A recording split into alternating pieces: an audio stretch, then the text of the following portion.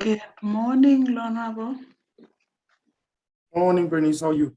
I'm good, thanks. Did you? I just saw your message. I'm gonna send you it usually does that error. I'm gonna forward you another link quickly that you can use. Okay.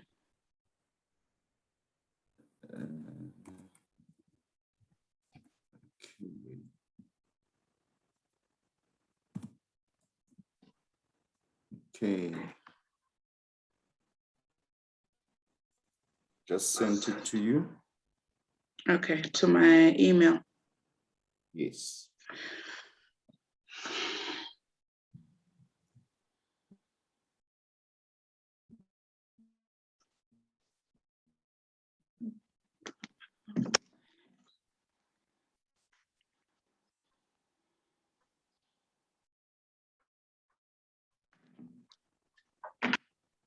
Okay, let's see.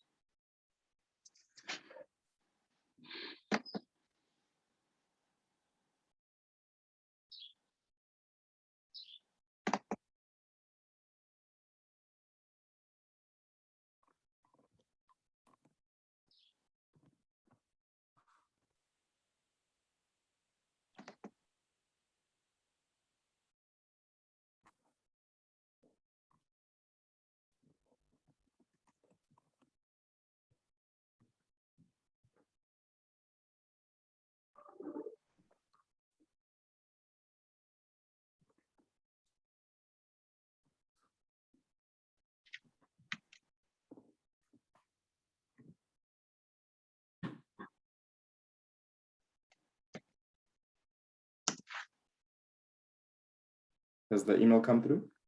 I'm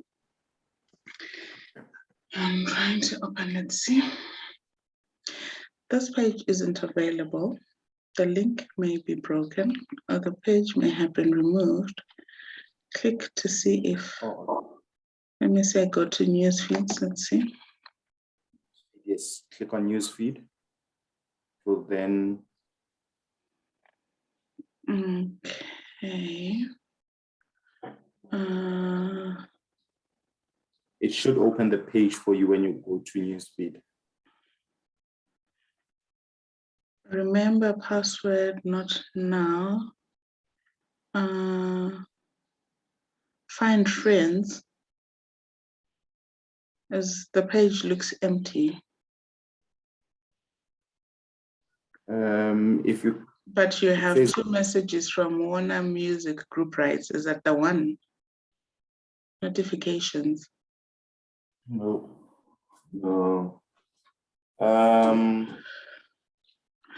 So you. Let me take a picture for you.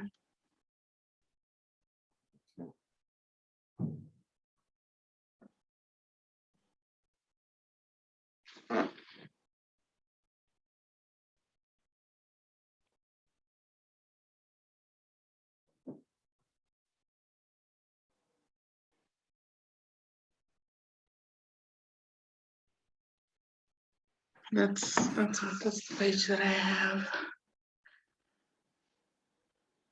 Okay. Let's do this. Work better this way. Go to your. I think you've got that button now. It says more, and then go live on Facebook.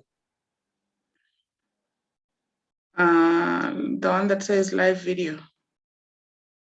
No, I'm saying on Zoom. On Zoom. Oh, yeah. Let's go live on Facebook. Let me go. Okay. Live on Facebook.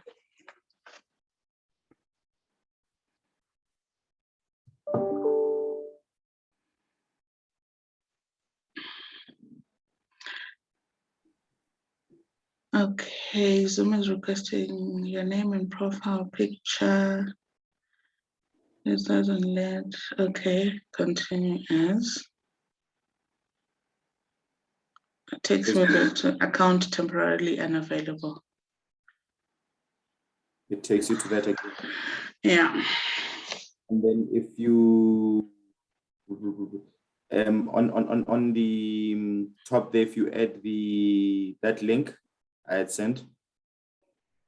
Hold on, which browser does it use when you go out?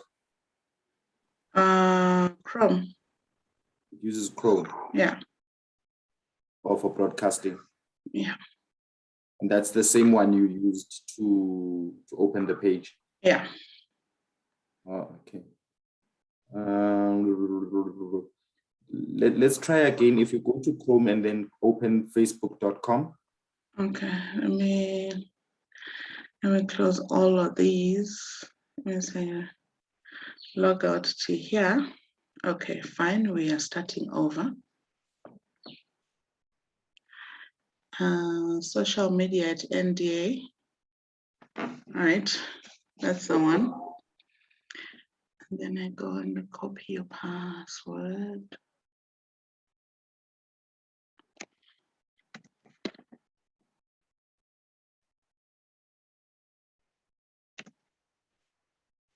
Okay, log in.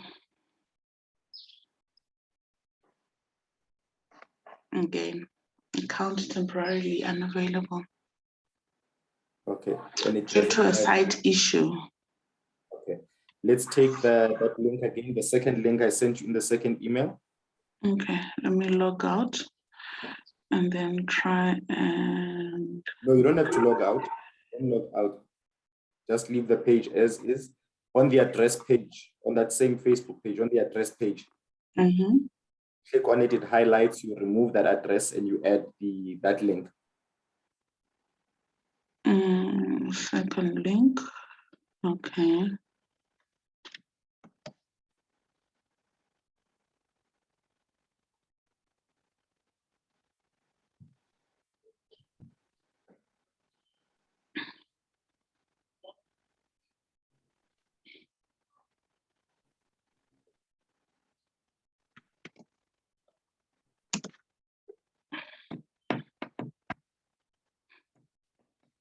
This page isn't available. The link you followed may be broken. Then we click on the new news feed. It's not even giving me that anymore. Go back to previous page. Okay. Hold on, let me try.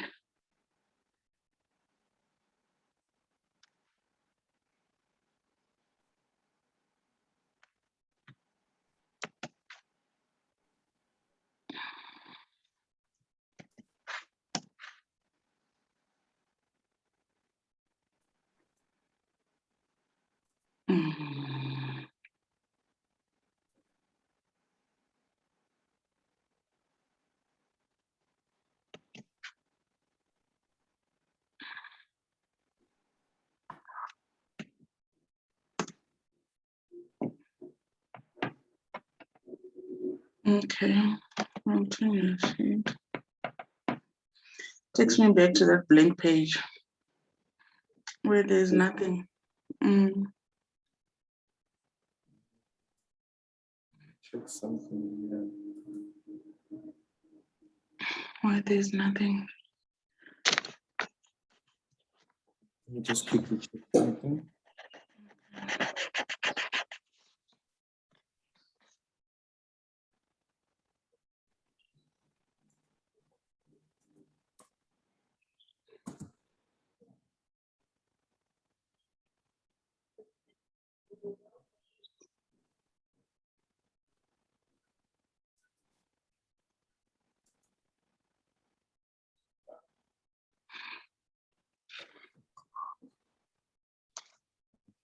You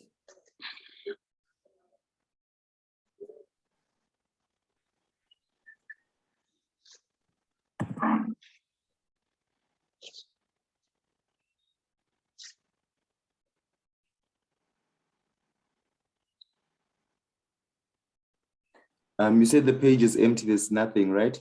Yeah, you see that page that I sent you. Let's see. Yeah, the one that I sent you last. Okay, but there should be menu tags on your list, right? Yeah, find friends, pages, groups. Click on pages for me. Pages. Okay, there you are. There you are. And then you click on the National Development Agency one. And then should open the page. And there you are. Okay. And then now we go back to Zoom. Yeah. And then you say podcast. Go live on Facebook.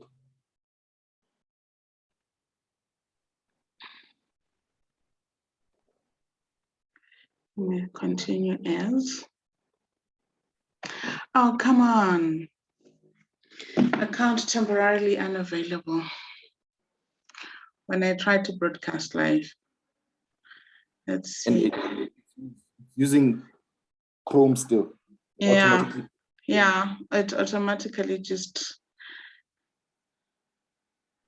Let me see if I try. Can I try? Okay. There's the.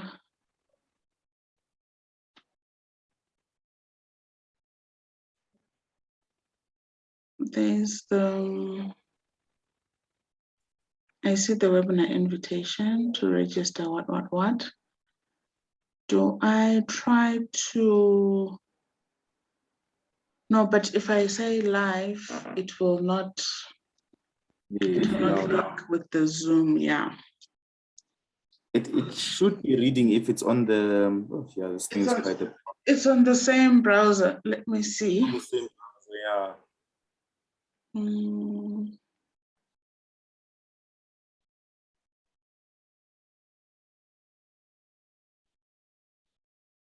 Because you didn't close the Facebook page or the other side, it's still open. Oh, yeah, because I'm on the Facebook page right now. Let me try again. What is this? Live on. Let's see what this live on Workplace by Facebook is.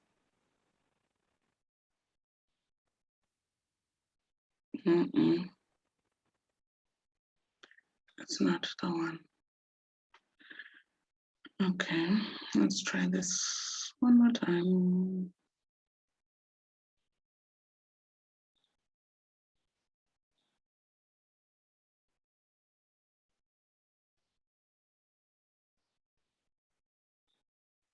Mobilization access. Apply post on. Okay. All right. Continue as pick it up. I don't know why it's not picking it up. So it keeps asking. It keeps saying account temporarily unavailable. Let's see. Go back.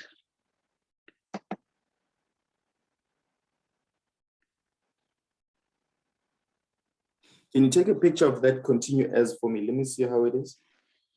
Okay.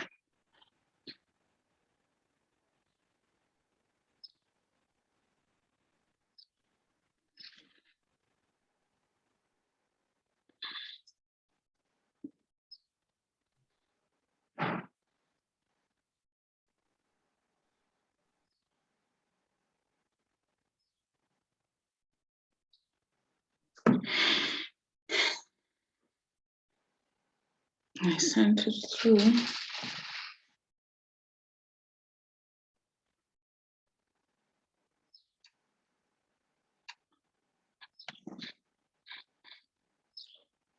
Okay, it hasn't delivered to you.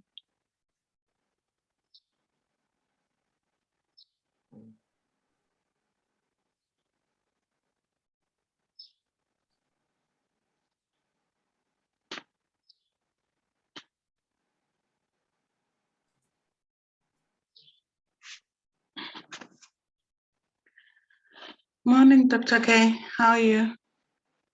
I'm good, thanks. Good.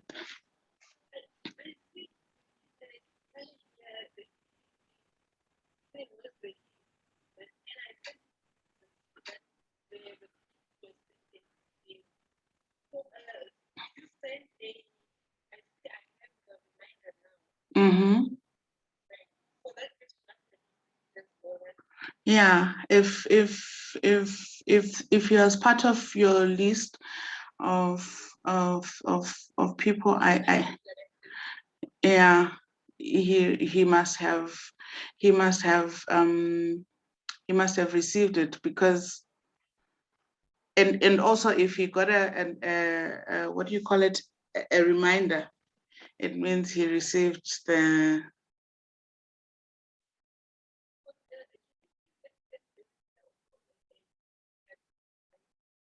Okay, let me see. I can't edit it anymore. Let me see. I'm trying to go to, okay, fine. What's his name? At DSD. Yeah. Yeah, that's the one. Because you know what I did? I didn't retype to avoid the risk of writing the wrong emails. So I just went to your email and I copied the name and the email address.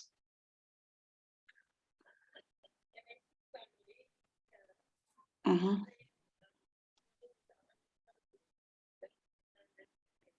Mm-hmm.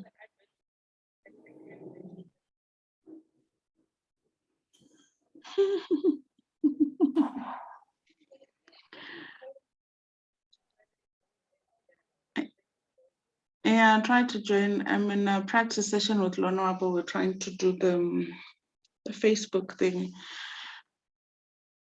Okay. All right, cool. Bye. Did you receive the, sorry, Lonoabo, did you receive them? No, let's try this, Bernice. Let's go again. Mm-hmm. Because there's that view access. I want to see what that view access happens when you click on that instead of continue as. Oh, okay, okay. I did, it said something. Okay. Let me view access and send you a picture.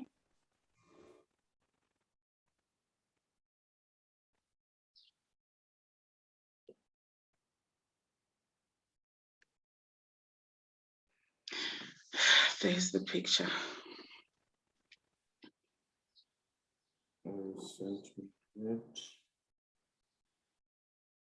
And then when you click continue as from there. Continue as. It then gives you that broken page. Takes me back. Your account is currently unavailable due to a site issue. Okay. You know what we'll do? It's fine. I think let's. Do you have a, what's my other option here? Let me see. Do you have a YouTube account? Yes, let's try that and see. Let's try the YouTube account. Okay.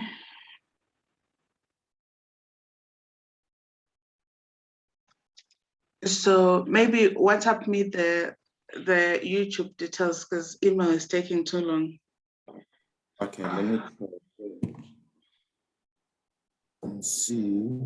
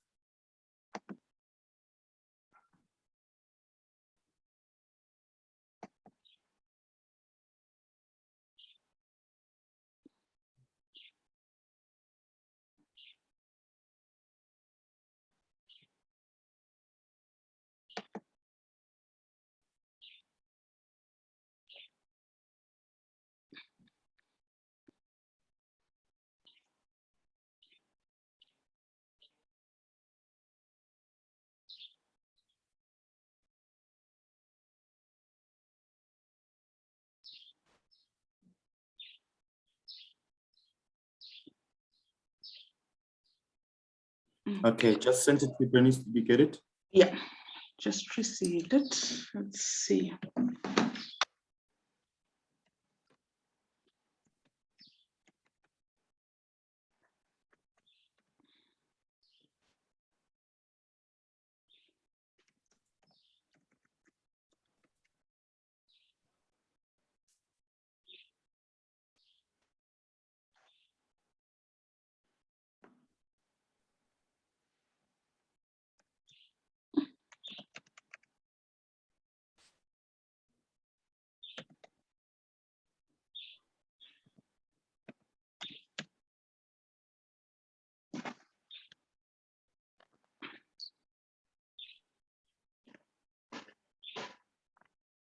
Okay.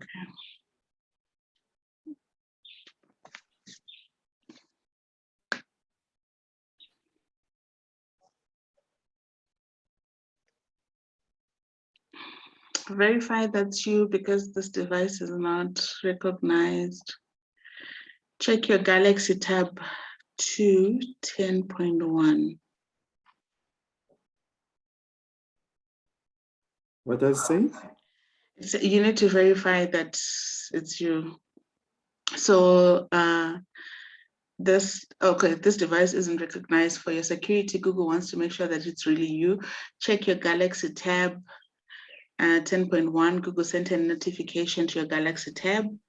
Tap yes on the notification, then tap 56 on your phone to verify that it's you.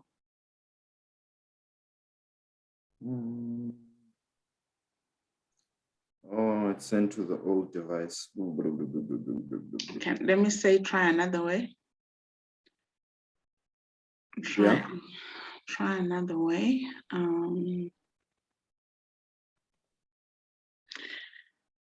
Get notification code at cell phone number that ends with 47. That's fine. Yeah. Good morning, Dennis. Good morning, Tambisen Prime. Good morning, Prof, and welcome. How are you feeling? Hope you're recovering. Yes, I'm doing better. Oh, Yeah. okay. Just take it easy. Okay.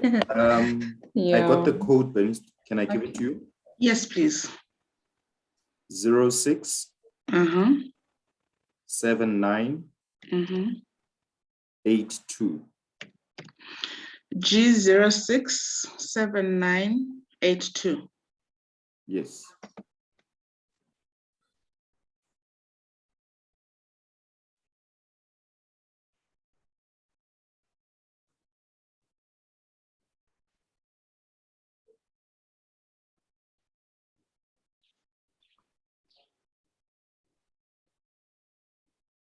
Okay, it's signing in. Welcome, Pastor Tembi. Thank you. Oh, Morning, at least your video is working. Yeah, so Dennis and Lonabo, they're still going through their protocols for the social media platforms. So we can mute while other colleagues are joining. Thanks, Bob. Thanks for joining.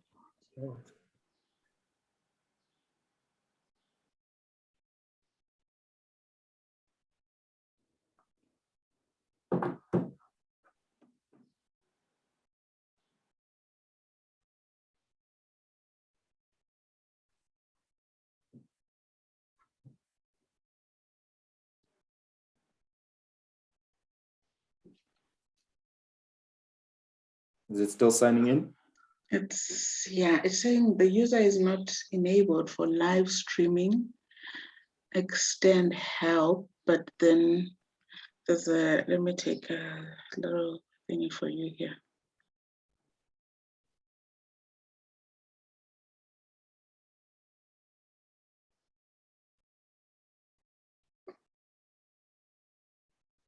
So that's what it says, but then you will see that this is still happening. I don't know what's happening there. Let's wait and see.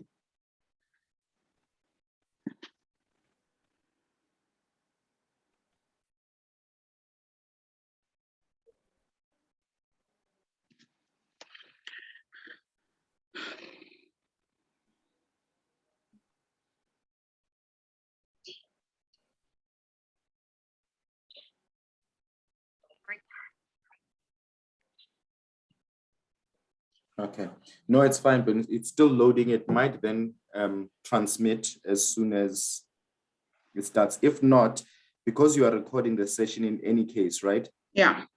I would just have to then, if you would be able to, once you've downloaded it, send me the link to download, and then I'll just premiere it on Facebook immediately after we finish. Okay, cool. Let me just. So that will be the backup plan if it does not work out. So don't stress about it. Since you Yeah. are recording this, I will just use this. Yeah. Let me just. Colleagues, good morning. Good morning, Dr. Good Bauer. How are you? morning. I'm doing well, and how are you doing? You look fresh in an Yes. office. Thanks, Dr. Bauer. You look comfortable at home. I have to. Yes, Hey, no. Bernice, how are you doing? I'm fine, thank you, Dr. Bao. How are you doing? I'm doing well. Is it Bernice or is it Berenice or is it? It's Bernice. Okay. In Northern Cape, they say Bernice. No, it's not Afrikaans. Depends. It depends. It depends on your schooling. Whether it's Oh, model C or Bantu education. For me, it's Benis. Yes. Oh. No, model. So you model C. Impossible. no, I'm the one who Bantu says education, Bernice. Benis. I Model say C is Benis. Benis. Oh,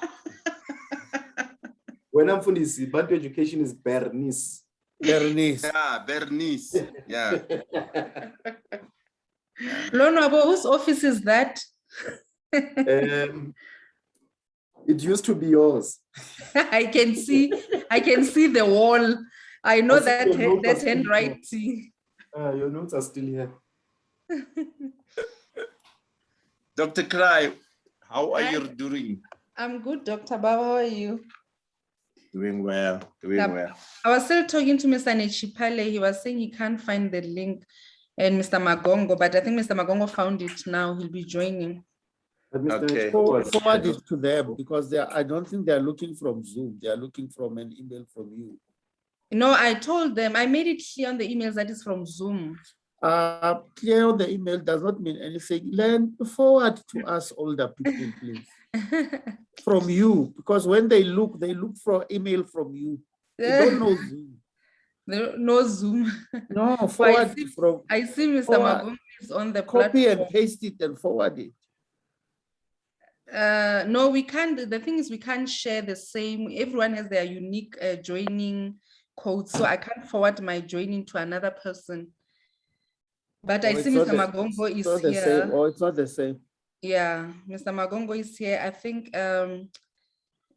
Peter is not here. But I think colleagues, we can just start because yeah, we are left with 20 minutes. So Bernice and Lonabo, are you guys fine with the social media stuff? We are sorted with Bernice. Thank you very much, Bernice. All right, great stuff. We'll Okay. chat on WhatsApp then. Okay, That's cool. Okay, cool. Let me then go to. So Bernice, before maybe Mr. Magongo, please don't put his camera on because he just underwent a surgery, so he's got patches on his face. So yeah, let's not switch on the camera. Yes. Let me and go to start the webinar, and then I will switch off his video from there. Yes. Yeah. Okay. Okay.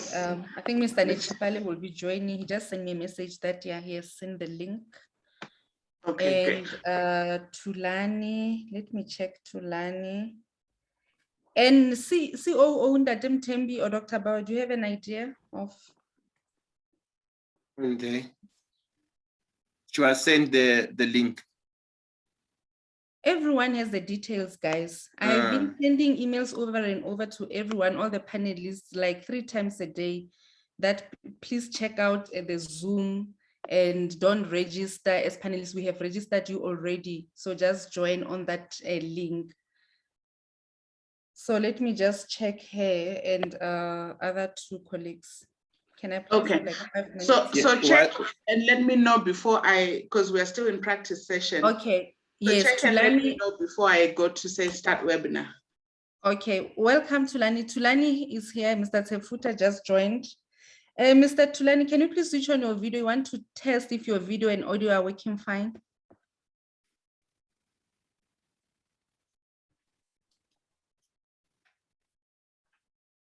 Say something. Morning, good morning, good morning. Oh, okay. Good morning. How are you? Dr. How are you? Tulani? I'm not as bad as others would wish. Thank you very much. How are you? Oh, okay. All right. I'm going to mute myself and try to get hold of 2 more colleagues. Ne? Okay, Please. you let me know when everyone is ready, then we can start.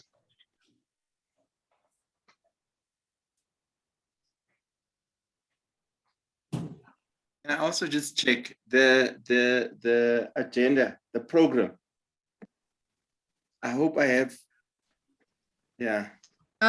Yes, Dr. B, I sent you the updated program this morning. Okay, Yes, remember we changed a CEO to Osuzen and Osuzen to Ndatem Tembi. So I sent you the updated program. Please check your emails around 8 or so. all right. Yes, use that one. So Prof and Bernice, any idea where Joy is?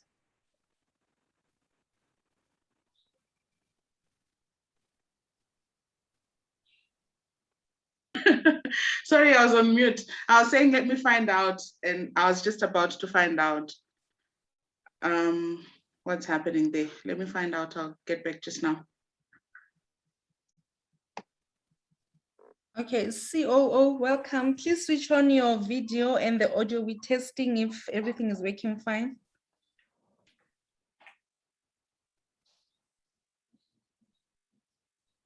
Thank you. Good morning. Good morning, COO. Your video is not on. It is on from my side.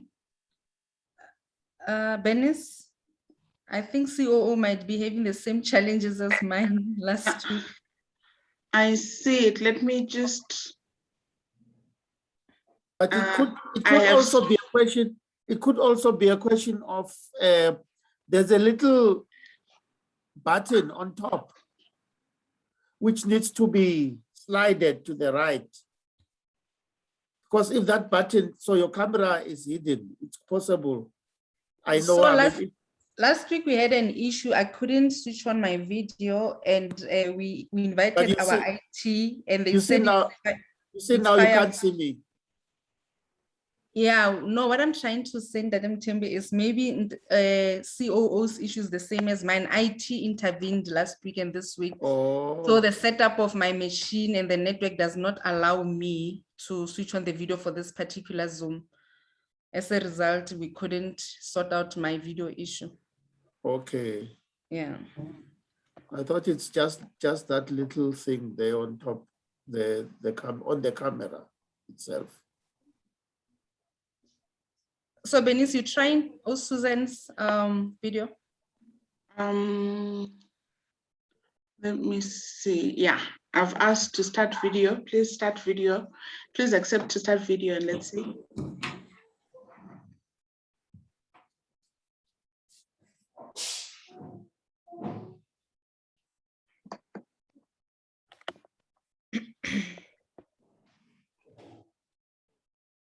Is she having the same problem?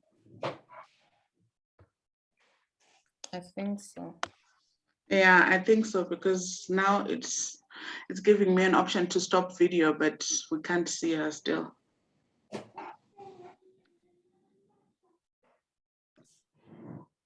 Okay. I saw Joy joined, but I don't see her anymore. Oh, let me check maybe. And Prof, I don't see Prof anymore.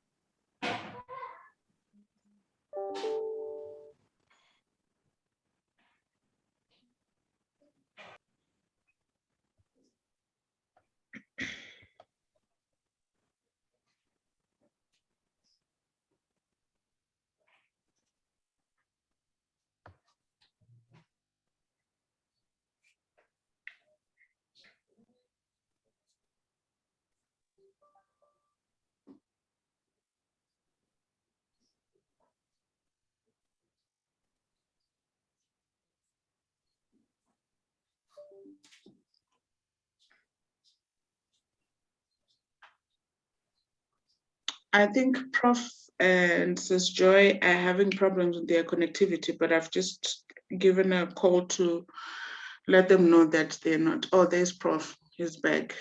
But Joy, I think it's connectivity. Okay. Okay, I see Mr. Ngwenya is joining. We'll request him to switch on his video. Good morning, Mr. Ngwenya. Kindly switch on your video. We want to see if everything is working fine.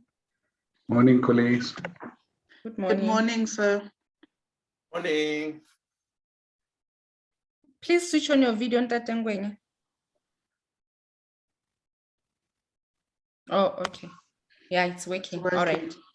It's fine. You can switch it off until we start the session. We just wanted to test if it's working fine. So we have everyone except for Mr. Nichipale. He said he will join soon, and Joy, but we have everyone in the program. So this is how it's going to work, colleagues. Everyone will be sharing their own presentations, right? So each presenter will be projecting the presentations from their side, and their videos will be on except for Mr. Magongo and Susan, our COO, because of the technical issues, challenges that we're having. So Dr. Bauer, there will be Q&A and the chat boxes where people will be posting their questions, and panelists can be responding to the questions on the Q&A chat, on the Q&A box. They can just type the responses so that we don't have lots of questions piling up. But because the attendees won't be able to see what is posted there, we will have to read them out with their answers during the Q&A session. So I would request Lonabo to assist me with the Q&A. I will handle the chat, and please assist me with the Q&A, because usually there are lots of questions and I tend to be missing some of the questions that are posted on those two platforms. Is that acceptable, colleagues? Definitely. Okay, thank you. Lona, were you comfortable with that?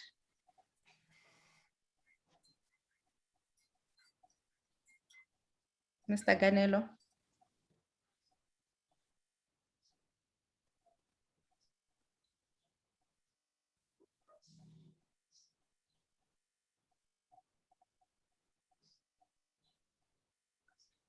Okay, so Bernice, these proceedings will be recorded, right? And then, yeah.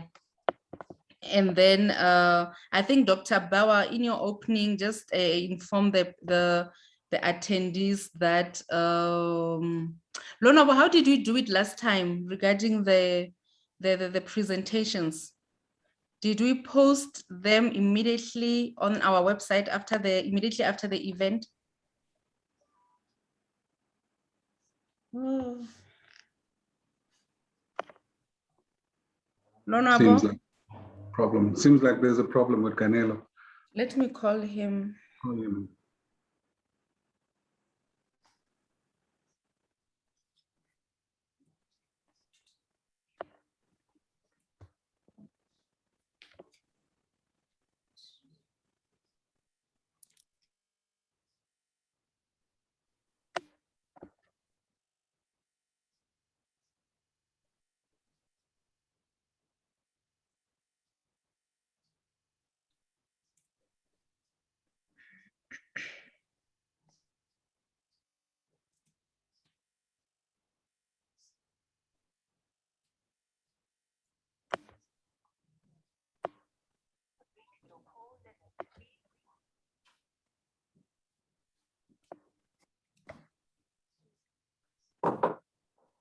Lonabo?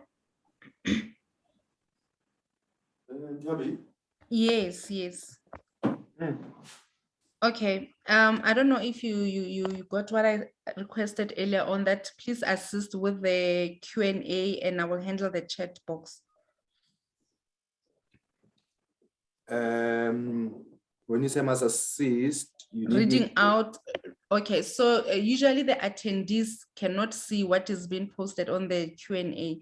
So during the Q&A session, when Dr. B opens the Q&A session, the questions that are posted by attendees and the responses from the panelists, if there's any, we have to read them out to, Oh. yes. So I will handle the chat box, you'll handle the Q&A box. That's fine. That's fine. Yes, okay. And another thing that I wanted to find out was the presentations. I forwarded you the presentations this morning to please post them on our social media platforms prior to the event so that people can be able to see or get the presentations before. Did you see that email in the morning? No, but let me, how will I do this? Because you can't post a document on social media. It has to be either JPEG, because what we usually do is, as the presenters present, we instead of quoting them, we just show some of the slides that they are speaking to and so forth, but we save those as JPEG and then post those. I'm trying to think if Sula would be able to post it on the website. It's now. fine. It's fine. Another issue is regarding posting them or uploading them on our website. How soon can we do that after the event? No, it will be done. We can push for it to be on the website an hour after. I'll just push Sula now. and Okay. then- Okay, so Dr. Bauer, in your opening, please indicate to the attendees that the presentations will be accessible from the NDA website in like 2 hours or so after the event, around 3 o'clock, let's say around 3 o'clock, they will be able to access the presentations on our website.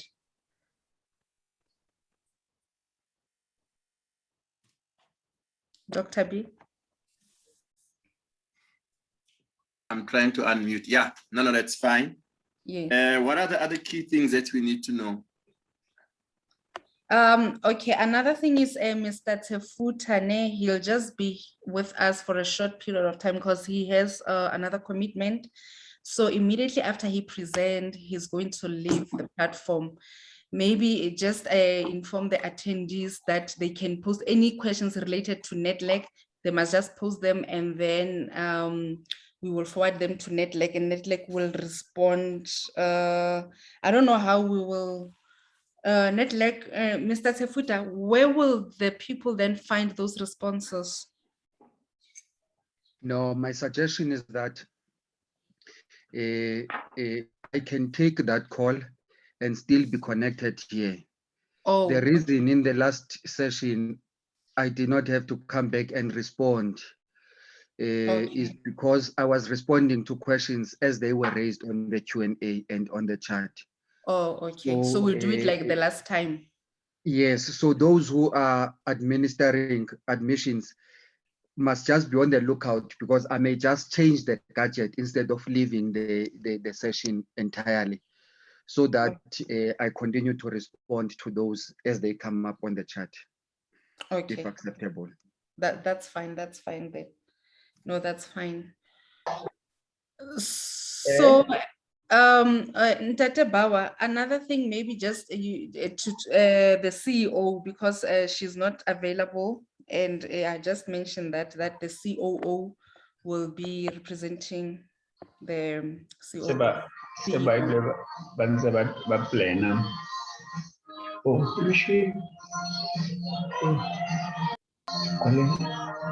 Ntate Brukwe, please mute. Okay, thank you.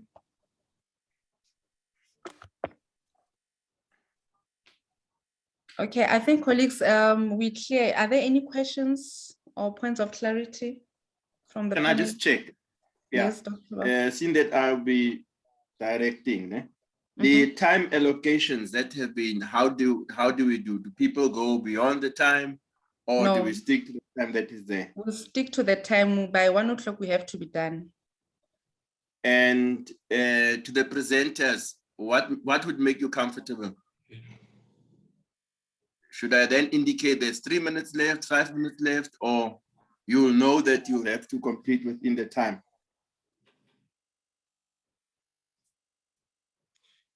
Look, Presenters? I think because there are some sections, I'm not sure this time how many of the planned presenters we have.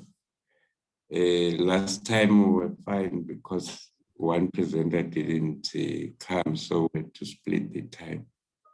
But I think it will be better if you indicate to someone when at least he has got 4 minutes left, that please say 4 minutes, then we'll wrap up, right? So that you pace, but you can, I'm not sure how many minutes are each allocated. It's 15 minutes. It's 15 minutes. I think you can start at 5. I think you can start at 5, Dr. B. It's 15 minutes except for the presentations from Babuti, because theirs it's huge. Yeah. It's findings of the research. Yes, Yeah. Yeah. Okay. Those are the gist. Those people are bringing the gist of the discussion. Okay. All right. Benis, any luck on getting hold of Joy? Anyone who can complete earlier, the better, because we can then distribute or increase the questions time. Dr. Craig, I'm still trying. I think she's still having connectivity issues, so we're trying to sort it out. Oh, okay. Yeah.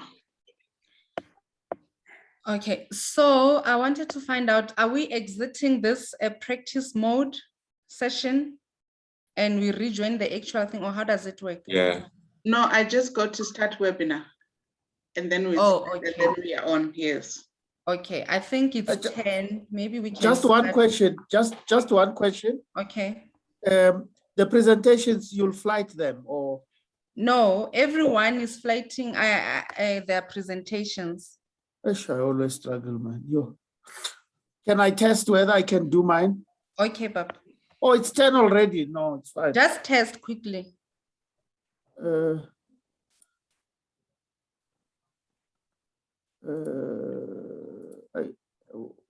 do I exit? If not, Lona, Bob, maybe can you assist my screen? My laptop cannot share screen. Can you help Mr. Mtembi to flight the ND? Okay. I see Mr. Tulani. Yeah, Mr. Tulani is fine. Thank you. Okay, I'll try. I hope I will succeed. Okay. I always struggle with it. So yeah, if I struggle, if not, Lonabo will assist you because he has all the presentations or Benis. All right. Okay. Stand by. Thank you. Should we not? I'm just thinking, should we not just do it that way, that one person who then flight it? No, some people, they prefer to move their own presentations as Yeah. presenting here. Yeah, Okay. and this thing of Yeah. But if Okay, I colleagues, we out out of time. I'm going to cut the session now and let's go to the live session. Thank you, Benis. Live session.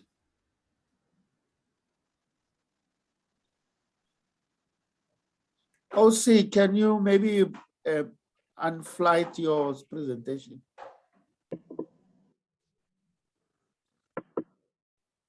I'm in.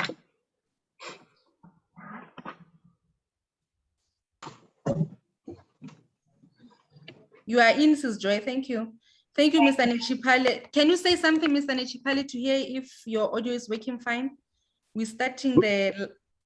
Good morning, session. good morning, good Oh. morning, good morning, good morning, good morning. Okay, all right, good morning. Okay. Dr. K, over to you. The webinar has started now. Okay, Dr. Bauer, you can start, Bob. Thank you. Thank you. And as we have started this webinar, which is a discussion on the civil society sector funding mechanism, we have a program that we want to complete by the 1 o'clock this afternoon. We have excellent presenters, and I'm not going to introduce them because you'll immediately note them as they present with quite a lot of experience. And I think that's what we're waiting to listen on. We will therefore also want to apologize on behalf of the CEO who cannot be here, but as per the program, we have a capable COO who would then do the welcoming and opening remarks on behalf of the colleagues that are here. So I don't want to take over the work of the COO. I would rather want to start in terms of our program, which is to welcome all who was here. Over to you, Ma'am Khumalo, Susan Khumalo. Thank you, Program Facilitator, Dr. Bauer, and good morning to all participants of the webinar. Dr. Bauer has already mentioned that I'm not the CEO, but I'm the COO. My name is Susan Khumalo. I'm part of the NDA team. Program Director, Dr. Bauer, Mr. Tulan Tefuta, Overall Convener, Netley Committee Constituency, Ms. Joy Ndwandwe, Babuti Projects, Mr. Peter Nechipale, DDG Community Development from the Department of Social Development and Social Development officials, NDA and SASA officials, ladies and gentlemen joining us today for the webinar. Let me start by apologizing for the fact that I am not, my video is not on. We have a technical problem with my gadget. So it's unfortunate that you won't be able to see my face, but at least you can hear my voice. I have the great privilege on behalf of the National Development Agency to welcome you today to the NDA Virtual Public Dialogue on Civil Society Funding Mechanism in South Africa. As a development agency tasked with the responsibility of poverty eradication in South Africa, it is very important for us to proactively engage in dialogues and contribute to ideas and proposals that come from government, business, and civil society in advancing the developmental agenda in South Africa. The NDA is prompted to host this dialogue participants today by the NDA Act. Through the Act, the NDA is required to promote consultation, dialogue, and sharing of development experience between civil society sector and relevant organs of state, debate on development policy, and undertake research and publication aimed at providing the basis for development policy. Secondly, the NDA Act challenges us to undertake research and publication aimed at providing the basis for development policy. Our engagement with you today as our strategic stakeholders enables us as the NDA to have a strategic and dynamic response to development policy in the country, particularly today focusing on the funding mechanisms for a critical sector in South Africa, the civil society sector.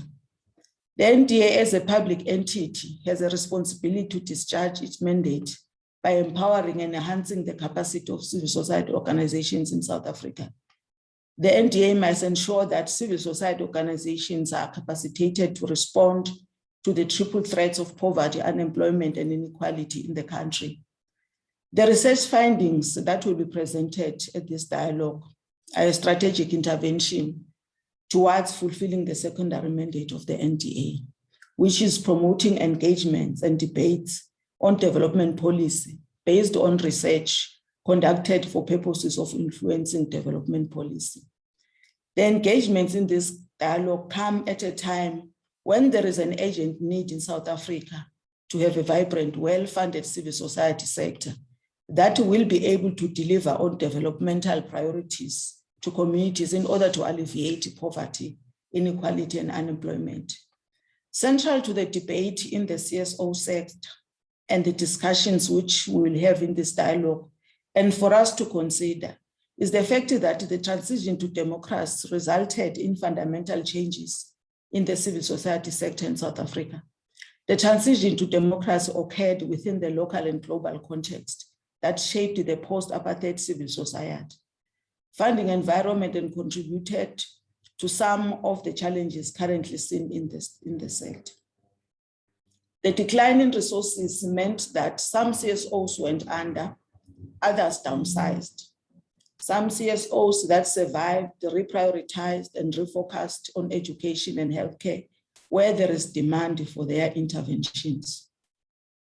CSOs had to embrace a state capital civil society partnership arrangement, whereby the state and business served as funding partners on the one hand, and civil society organizations served as non-profit sector partners to deliver the development priorities. But this has not been as successful as expected, and we find ourselves with the challenge to which today's themes for this dialogue responds to. Through the research study, we commissioned the projects to conduct.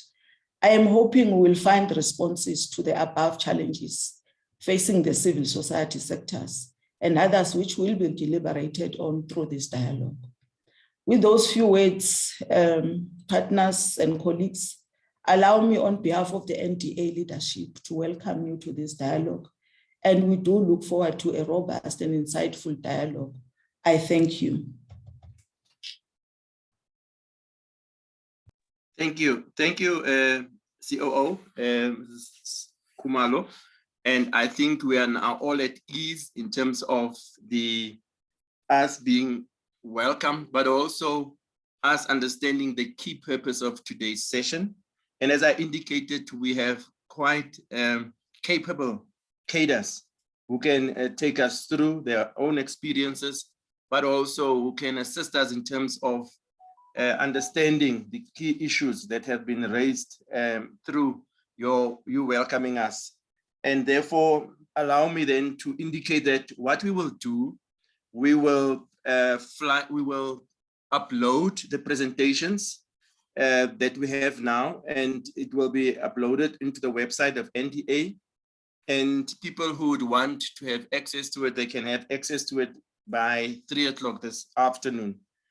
That is one of the things that are important for us just to share. And then we will stick to the time and have a session later on between 11:45 to 12:45 to 1:45. And I think people who do have issues that they want to raise and questions, please feel free to do that. But we also have a chat box. If you want to chat with us, please do so. And we have a team that will actually interact in this case. Allow me then to give over to the next presenter, Mr. Bongani Magongo. He is an Executive Director for Development Management and Research from the NDA. Over to you, Dr. Magongo. Good morning. Thank you, Mr. Program Director. And good morning, colleagues and ladies and gentlemen that have joined in this webinar. Maybe let me start by saying what I usually start with in this series of webinars on civil society organizations. The first thing is the civil society sector has always been seen running at the edge of where the action is, or in the touchline of where the action is taking place. And partly this is caused by the way we had looked at the critical instruments that makes a function to operate efficiently and take the bull by its own horns, and they play the role that they originally as a function defined themselves to operate on. So as I did say in the first series where we spoke about capacities and capabilities of the sector, that will focus on 4 different areas that will enable the sector to come into the center of the game. And they take responsibility of their existence and direct it in a manner within which they would want to see the sector contributing in the socio-economic transformation of the country. Last week, we dealt with regulatory frameworks. And the important part of it is, once we have appropriate information to engage with the partners, which are quite critical, and we know that the civil society sector in any democratic state is the 3rd pillar of that democracy. If it doesn't function, the entire democracy fails. So today we will be looking at the funding mechanisms. I think this is the most important part of the entire process of rebuilding and realigning the sector into the center of the game. We did a study some few years ago. Just look at government, how much government is spending on NPOs between 2012 and 2013. Government had spent 37 billion in all government departments, both provincial and national, excluding municipalities, 37 billion that was spent by government to NPOs. We don't know how much the private sector is spending, and we also don't know what philanthropies and multilaterals are spending. We do not have a uniform mechanism from all of these partners that put money into the civil society.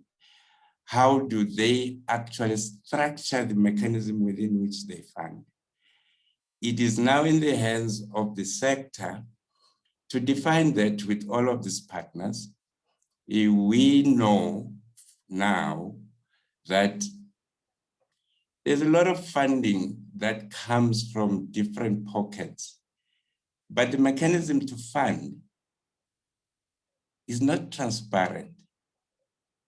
The sector cannot actually tell you, how does government decide who to fund and who not to fund? The sector cannot tell you, how do the private sector fund who and for what and not to fund? We currently know that the Overseas Development Agency in the Department of National Treasury gets a lot of money from bilaterals and multilaterals, and it ends up sitting in the National Treasury coffers, because those monies come with conditionalities, which South Africa might not even have instruments to disburse those monies. At the end of the day, it returns back. I'm saying this so that we try and look at this issue of funding mechanism from a point of creating from the civil society sector an approach of how the state and the sector draw up mechanism for funding the sector such that the sector fulfill its mandate. All of the organizations that are within the sector, they've got a mandate. And the mandate is to improve the livelihood of the population of the country. But they require resources to do that. And therefore, until we get into this debate, we have an agenda that we can put both to the government and the private sector on how the sector would like to see the funding flows being mapped out, and so that we promote transparency, we promote accountability, we promote responsibility. If we can achieve that, many of the other struggles that this sector goes through will start to fall away. I'm just raising this as part of trying to articulate how we should be actually thinking ahead to ensure that the sector is not always seen as a cap and hand sector. It has an inherent responsibility in democracy.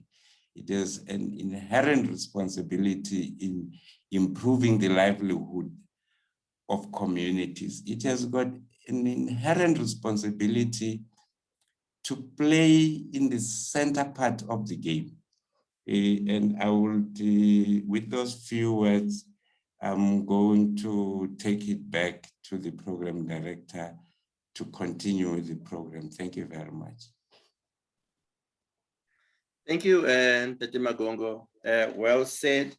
It's about rebuilding and realigning, I think, which is key for the sector, but also that we need to look for an agenda that will actually support, in this case, the sector, but an agenda that promotes transparency, I note you saying, and also accountability. And therefore, the members who are in this webinar, it provides you an opportunity to ask the questions that you want to ask. I already have a few based on what the COO said and what Tete Magongo said, but I think that's not my role. We are actually sharing so that you can ultimately have a focus in terms of the funding mechanisms that are available. And taking it from what Tete Magongo said, it moves quite nicely into the next presentation, because the next presentation would also talk from a perspective of the civil society, but also business and government. And therefore, allow me to introduce to you Tete Tsefuta from NEDLEC. So Tsefuta, sorry, Tulani. Over to you, sir.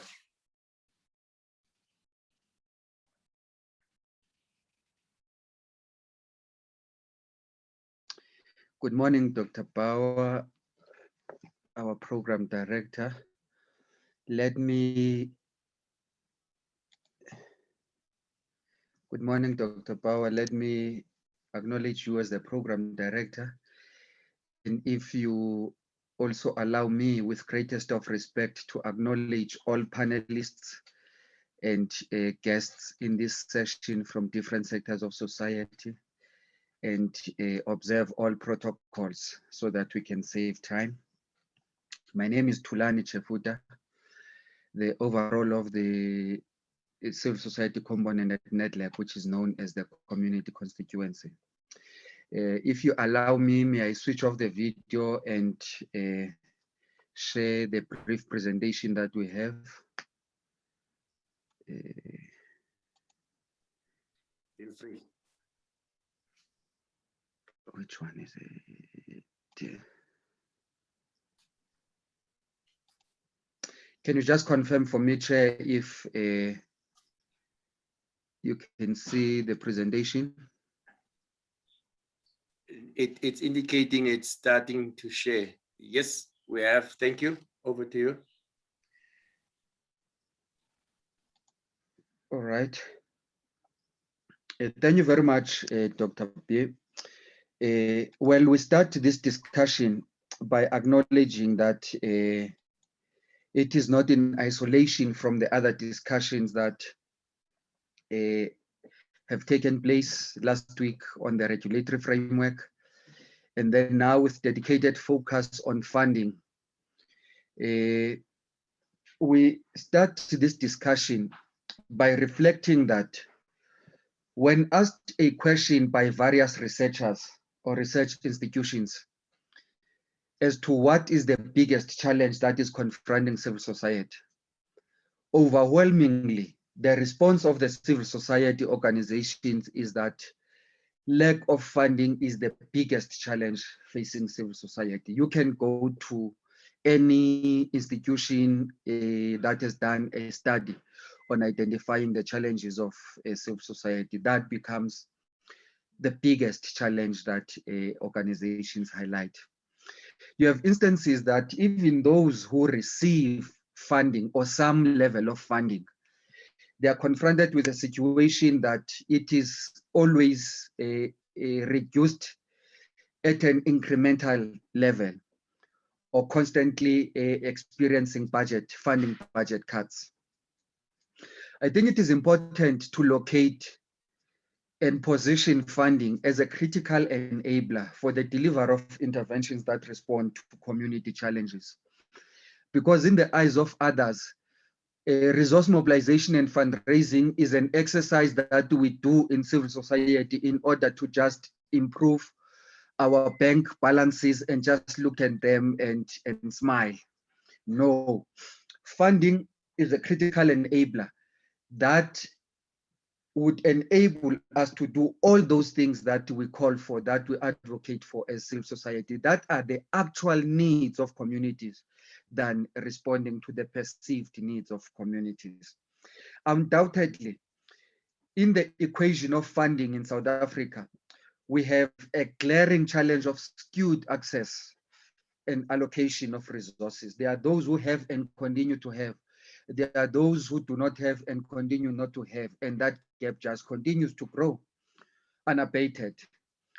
There are historical beneficiaries who have always benefited from funding institutions and processes, who have defined themselves a role of being traditional God-given rights or entitlement to funding. That when funding is concerned, they just have that God-given birthright that they should get funding. If they are not given funding, something smells in this country. And that is the attitude that must basically be changed as well. Because if we are to bring about transformation in the funding landscape in South Africa, those are some of the elephants in the room that we must confront. And if left unchecked, that element of funding is going to continue perpetuating a situation where those who have positioned themselves as messiahs of responding to the challenges of those who do not have, and those who do not have are left to the mercy of those who have, just to be passive beneficiaries. No questions asked, take what we give you, do what we tell you. It has to be considered in the transformation equation. Some funders are just outright naughty and set the agenda. And they do that knowing very well what is the desperation of our organizations on funding. And some of them do this naughty agenda setting by even positioning their agenda to be anti-government, anti-progress, and all of those. We must keep a watch on that. And those gaps are provided for only when government does not come to the party and discharge its responsibilities and support in favor of civil society. Some civil society organizations on their own just choose to blindly follow everything and anything that has funding. Where there is funding, you will find them, regardless of what is the agenda that is being pursued there. the first consideration is there funding? Yebo noma cha. If there is funding, you will find us and we will do whatever it takes to pursue that funding. And this brings us back to a point we raised in the last week's discussion about compliance versus cost. This compliance versus cost basically is promoted even through funding mechanisms, because those who continue to comply are the ones who receive funding at the expense of those who drive programs and organizations that implement good cause that respond to the genuine plight of communities. And so that dichotomy between cause and compliance is even more explicit when you look into the funding mechanisms in South Africa. When you look into some of the sources of funding, we basically argue that most government departments have in one way or another some level of relationship with civil society organizations, but we are hopeless in as far as coordination of those efforts is concerned. Let's make practical examples. The Department of Social Development on its own is doing significant work in its collaborations with civil society, even in the delivery of some of its products and services. Secondly, the Department of Higher Education and Training has a multi-sectoral structure called the National Skills Authority, which is composed of all social partners. The Department of Health has a similar multi-sectoral structure called SANEC, South African National AIDS Council. DERCO has ECOSOC. DPSA has APRM. And all of those are multi-sectoral platforms which by and large get to be led by structures of civil society in collaboration with government. But there is no point of coordination of all those efforts. Every department does as it wishes in its relationship with civil society. So even when there could have been synchronization of efforts, we miss on those opportunities because there is no coordination. None of these are able to draw lessons of how the next department is doing and excelling and share those practices with the other, such that there is a better way of coordination of these efforts. That does not exist. That already presents a gap which we have to respond to. Despite some fragmentation, there are various sources of funding for civil society in South Africa. DSD being one of them, the National Lotteries Commission. Every SETA has a target of providing funding and capacity building support to NPOs, NGOs, and community-based organizations.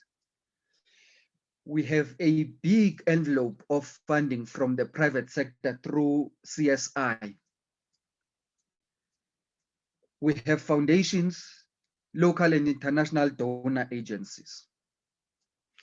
All of these still do not talk to each other.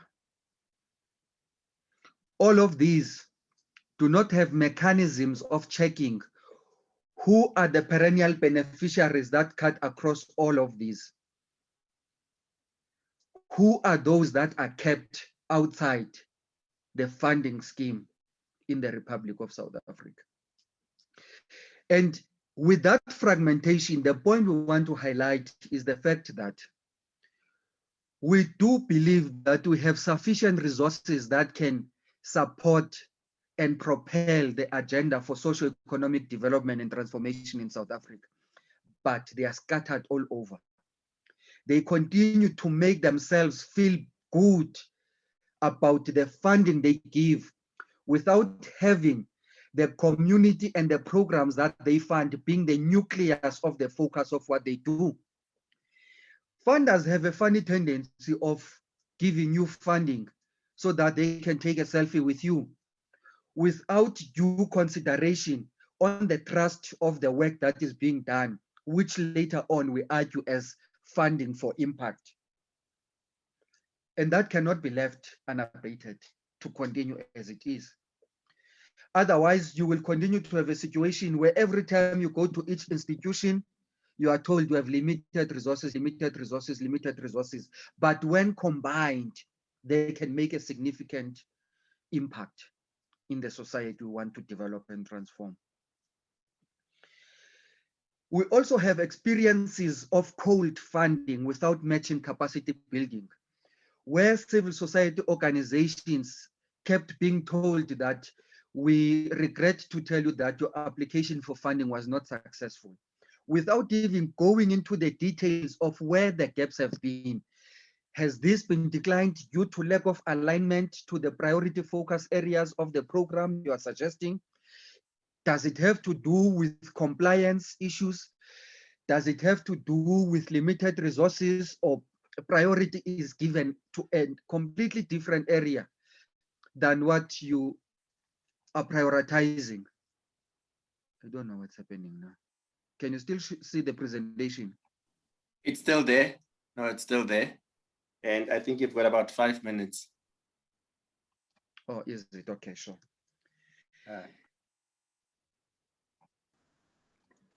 Other limitations that we may reflect on is that more and more funders want to fund the core of program implementation to the complete exclusion of operational support for implementing civil society organizations. And this basically moves from an assumption that civil society organizations are machines that do not have operational needs that must be catered for when funding considerations are made. And this is completely obscure of the fact that the sector on its own is one of the significant employers. And if no one is willing to fund operations of civil society organizations, we are inevitably reducing their capacity.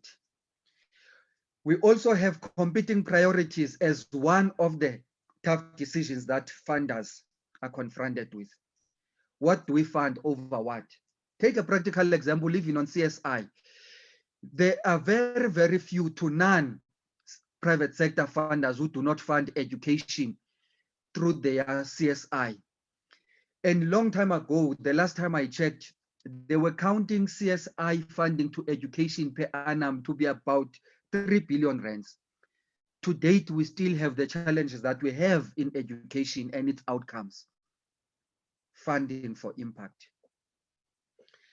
We also have experiences where funders choose to have dedicated funding windows as opposed to positioning themselves to be agile and responsive to requests for funding from civil society organizations, and even undertaking proactive funding mechanisms in some of the instances. And those dedicated funding windows are basically not necessarily that we go against the spirit of transparency and all of that, but they limit the responsiveness of institutions to the need that arises. Imagine if there were organizations that were to apply for funding from any institution during the riots that we just experienced, or even in response to COVID-19, and then you must first meet, develop terms of reference, advertise, people apply, and then you adjudicate and do all those sorts of things. You shall have completely missed the point of impact in responding to that challenge. We must equally be self-critical as civil society and tell each other that mismanagement of funds and corruption demobilizes funders. And we conclude by making some recommendations. Firstly, that funders and partners must appreciate and acknowledge social capital that is already existing in communities, which is what we call the asset-based community development approach. That when they do funding, they should not see the funding as the beginning and the all, alpha and omega, that yes, we are the ones who have made it happen. Appreciate what is already existing in those communities and build from there if you are to imbue sustainability into those interventions that you are funding. We may have to consider introducing, even through entities like NDA, shared services for panel of bookkeepers and auditors for capacity building for civil society, so that organizations that are focused on the core of service delivery and program implementation are not punished because they have a less capacity on administration, bookkeeping, and auditing, and even funding for auditing that they may not have funds to pay for. We must continuously build skills for resource mobilization and fundraising. In appreciating the different but complementary roles that are played by social partners, we must appreciate that some programs that are done by government, programs like poverty eradication or alleviation, public employment programs, and so on, are just suffocated by bureaucracy. Those are programs that should be implemented by civil society right from the beginning. And so those must be allocated for implementation by civil society, and they must be accompanied by their relevant resources. And that basically is not far from the dictum even of the public sector, that funds follow the function. So once the function is migrated to civil society, the funds allocated thereof, therefore, must also follow into the hands of civil society. We must also reaffirm the centrality of the role that the NDA must play in coordination of efforts, funding, and capacity building of civil society. Of course, not on its own, but working with civil society apex bodies. We must introduce developmental funding paradigm, which we can basically argue during discussions. And lastly, the point we made earlier on, our funding must not be to glorify the son of the day, but it must be for making impact in the communities that we service. Chair, thank you very much for the opportunity. Thank you, Tulani. Excellently. Am I on? Okay, yeah. Yeah, thank you. I think you've actually put it nicely. What would be key for me from this, and I hope from the discussions later it will come up, is the issue around funding being an enabler to address the needs within a community.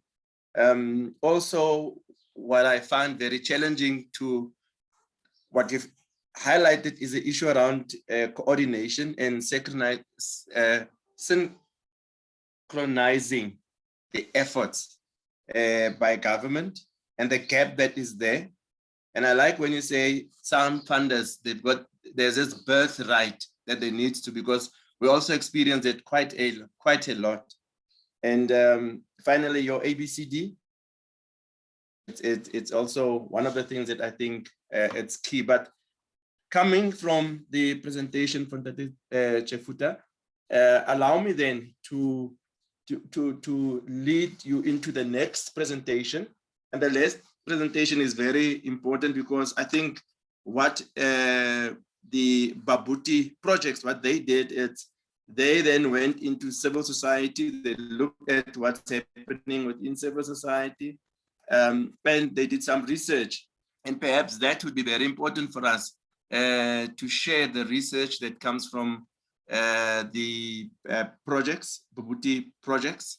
And allow me then to hand over to Joy. Joy, you are fortunate, we've given you more time, and I hope you will use this time to make sure that we share what we have found out in the country. Thanks. Over to you, Joy. Thank you. Thank you very much. I'm not sure whether my video is going to work, but okay, it may start now. Okay, thank you very much. I'm hoping that you can all be, I'll be able to share the presentation online as I walk through. Is that clear? Yeah, we still can't see anything. Bernice, can you share on that side, on your side? Okay, let me try and share it for you. Okay, thank you. Basically, thank you very much. Can you hear me?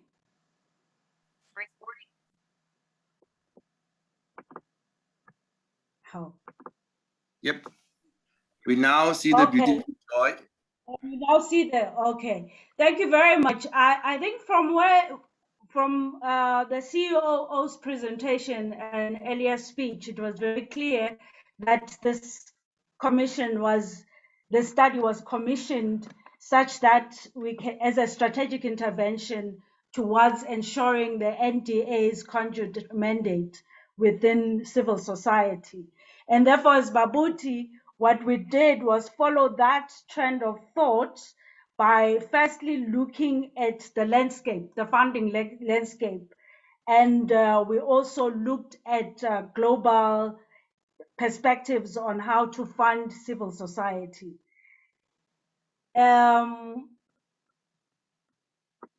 That's pretty much the background, because I think I'd like to spend more time dealing with what we found, the actual findings.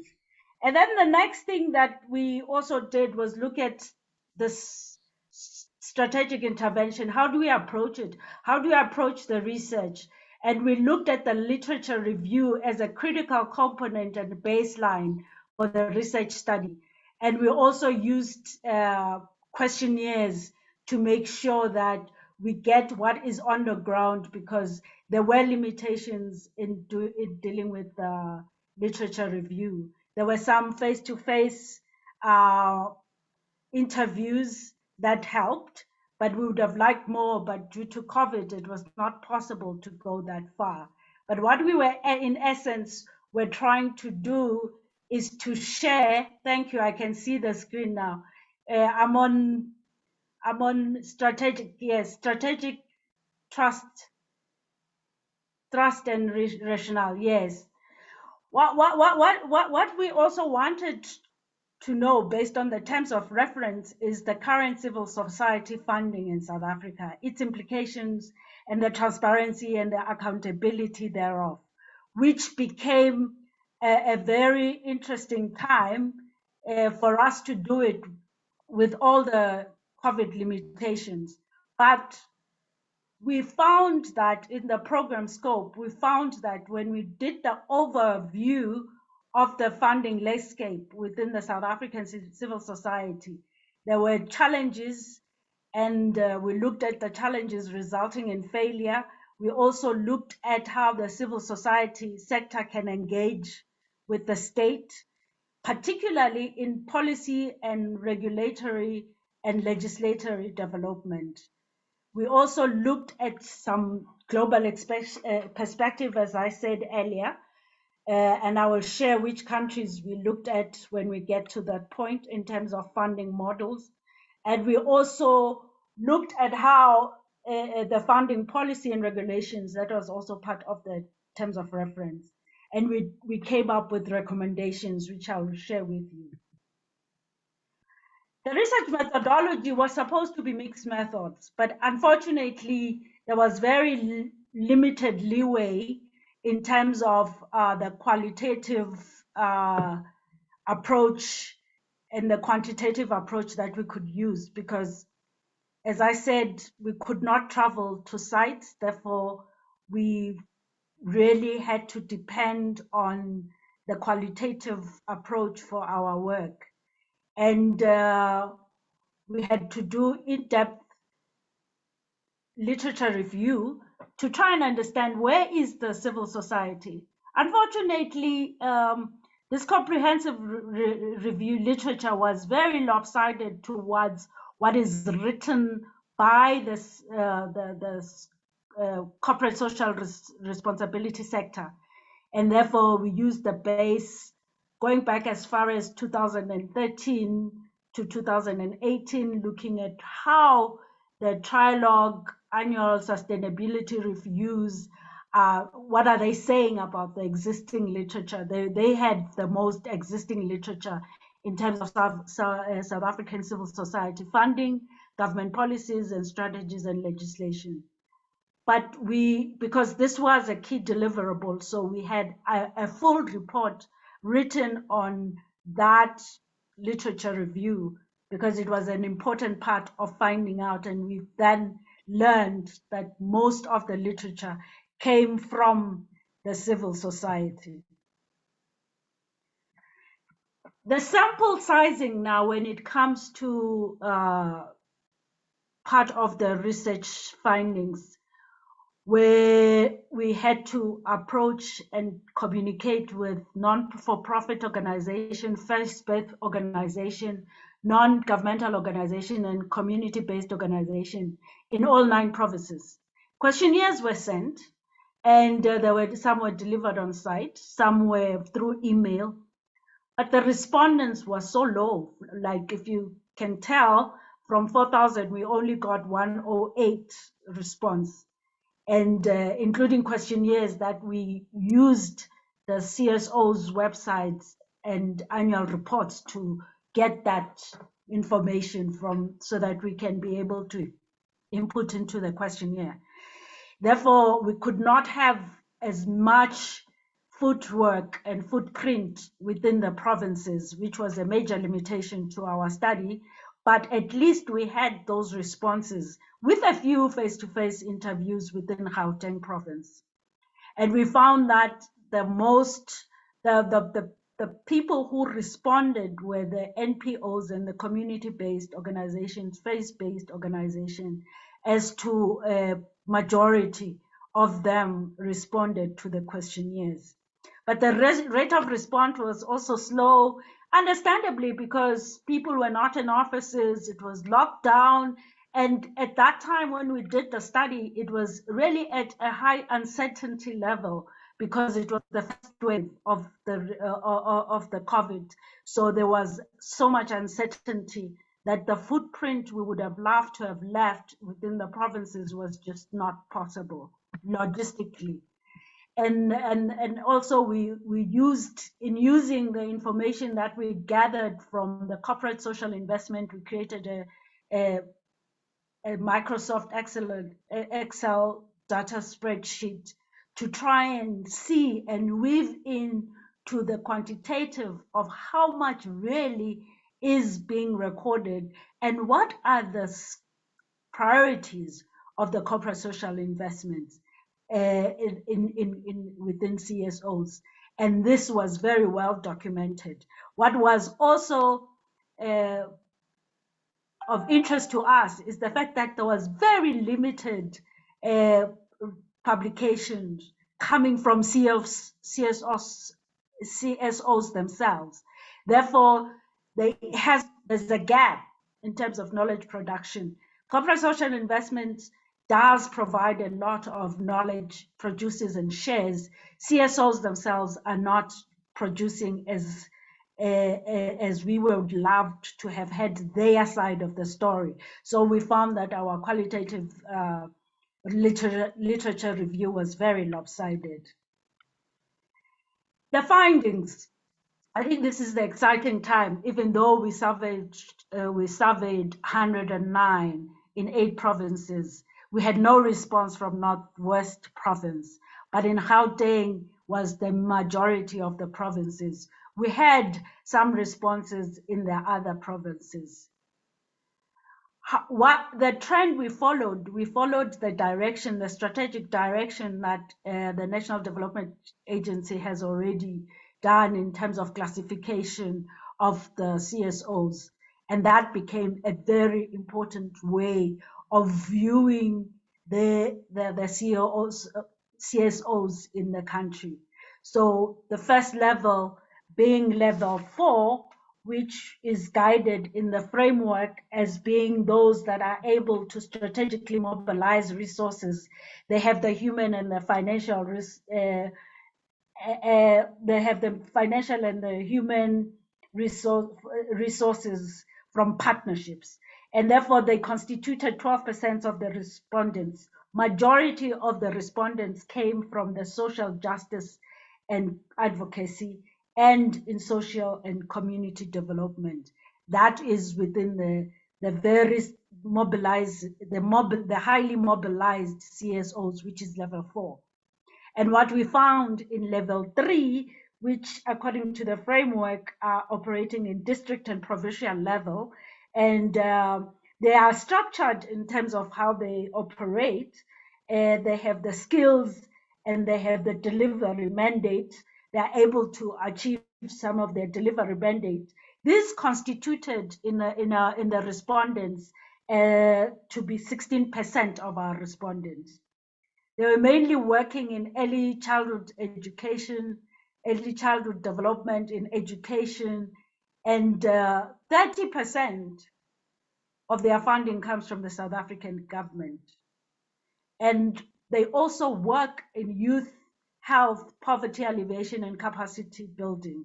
And predominantly that is funded by the corporate social investment, which is 47% of their funding comes from the corporate social investment, and 23% of their funding comes from South African donors.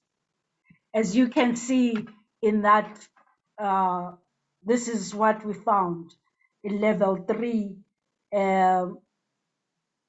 funding sources.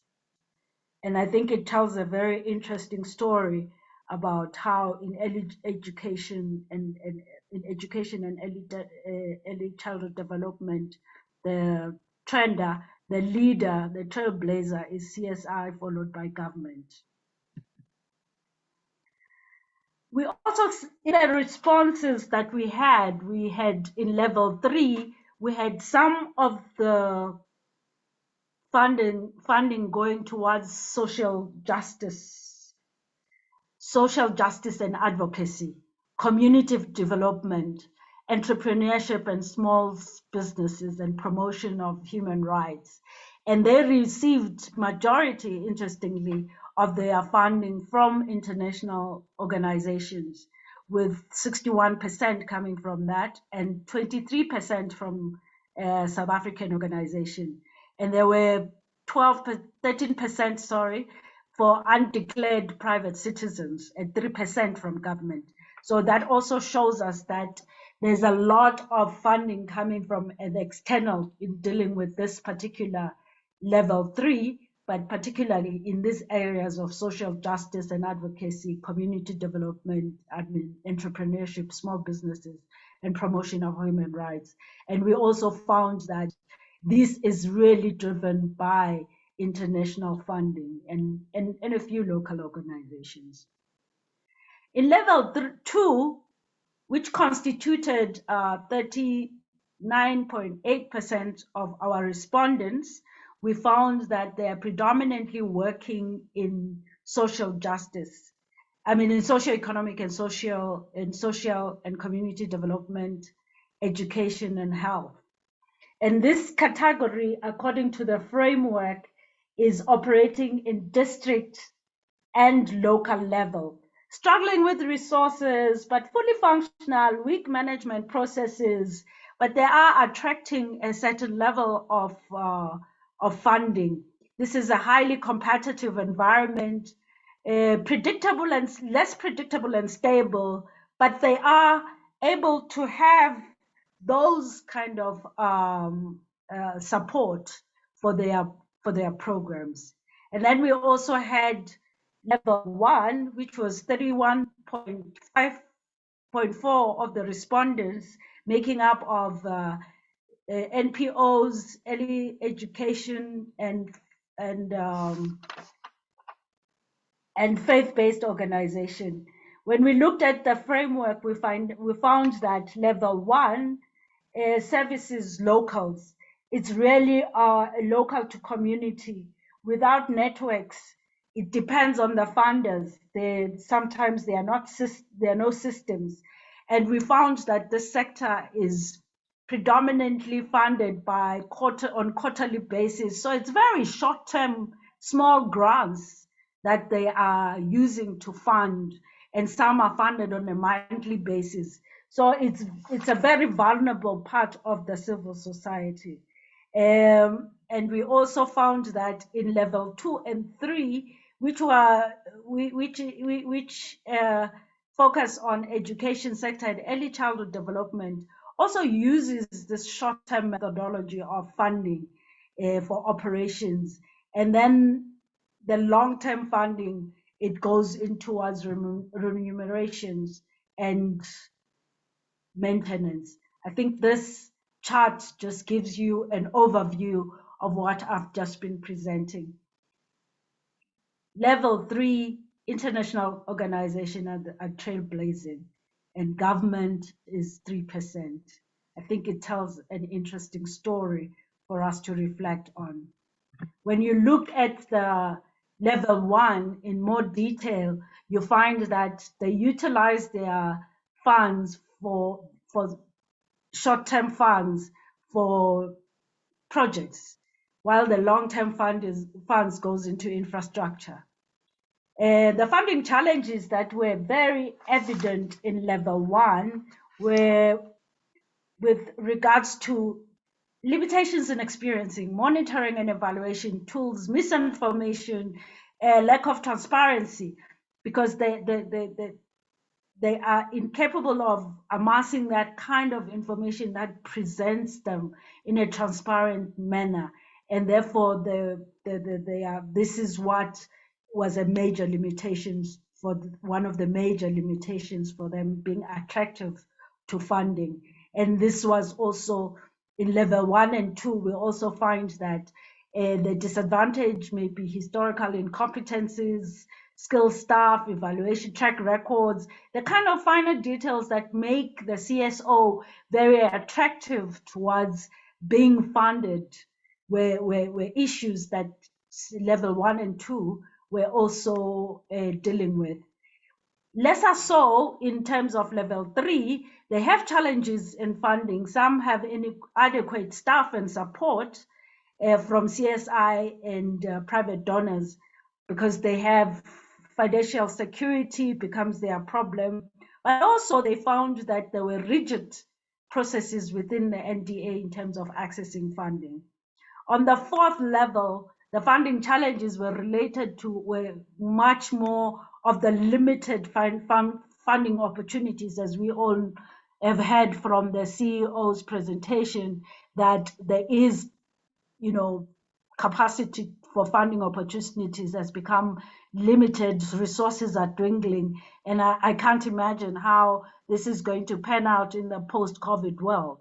But they also said they lacked the strategic alliances with NDA so that they can have a much more healthier understanding in dealing and managing with the stringent processes and procedures. In the funding structure, that question also came up with interesting common consensus within level 1 and 2 of the CSOs, who said their structural funding is just apportioned into on a short-term basis. So being futuristic and coming up with grand strategic plans is a distant thing for them, because they find that most of their funding goes straight into project management, operational cost, infrastructure, and donations. And that was 90% of the CSOs within level 1 and 2. And 4% of them then said, who are NPOs and CSOs, they said, no, they need to align with staff needs. Their needs have to be aligned within their current funding. And that becomes a much more intense way of dealing with the limited resources that they have access to. Whilst in level 2 and 3, we found that 94% of the respondents expressed the need for financial reports. I think the previous speakers have dwelled on this: project management audits, project finance. These are the daily intricate things that can make these CSOs attractive for future funding, so that they can be futuristics in their plans, particularly in this level 2 and 3. From level 2 to 4 upwards, they all said they needed accountable audits and monitoring tools. These were the finer details that will make them attractive and be able to have the transparency and accountability that donors and funders are looking for.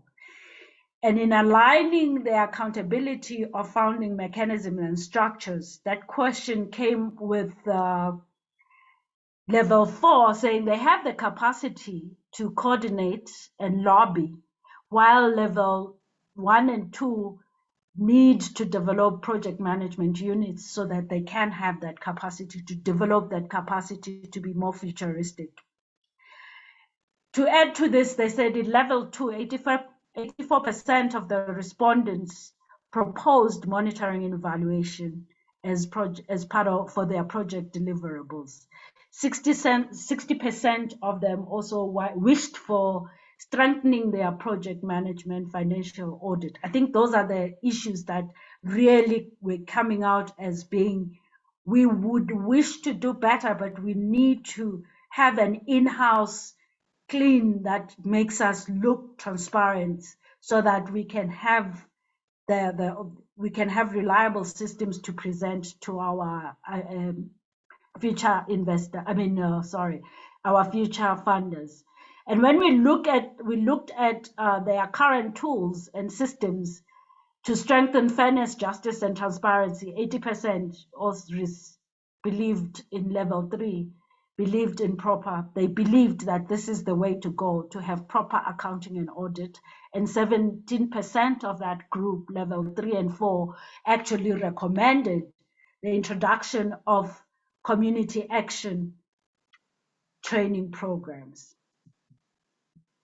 I think this just gives you a picture of what we were talking about earlier, that this funding, the CSO funding at the expenditure levels is really focused on the 96%, the project management, the operational cost, the infrastructure and donations, whilst 4% is going towards staff needs.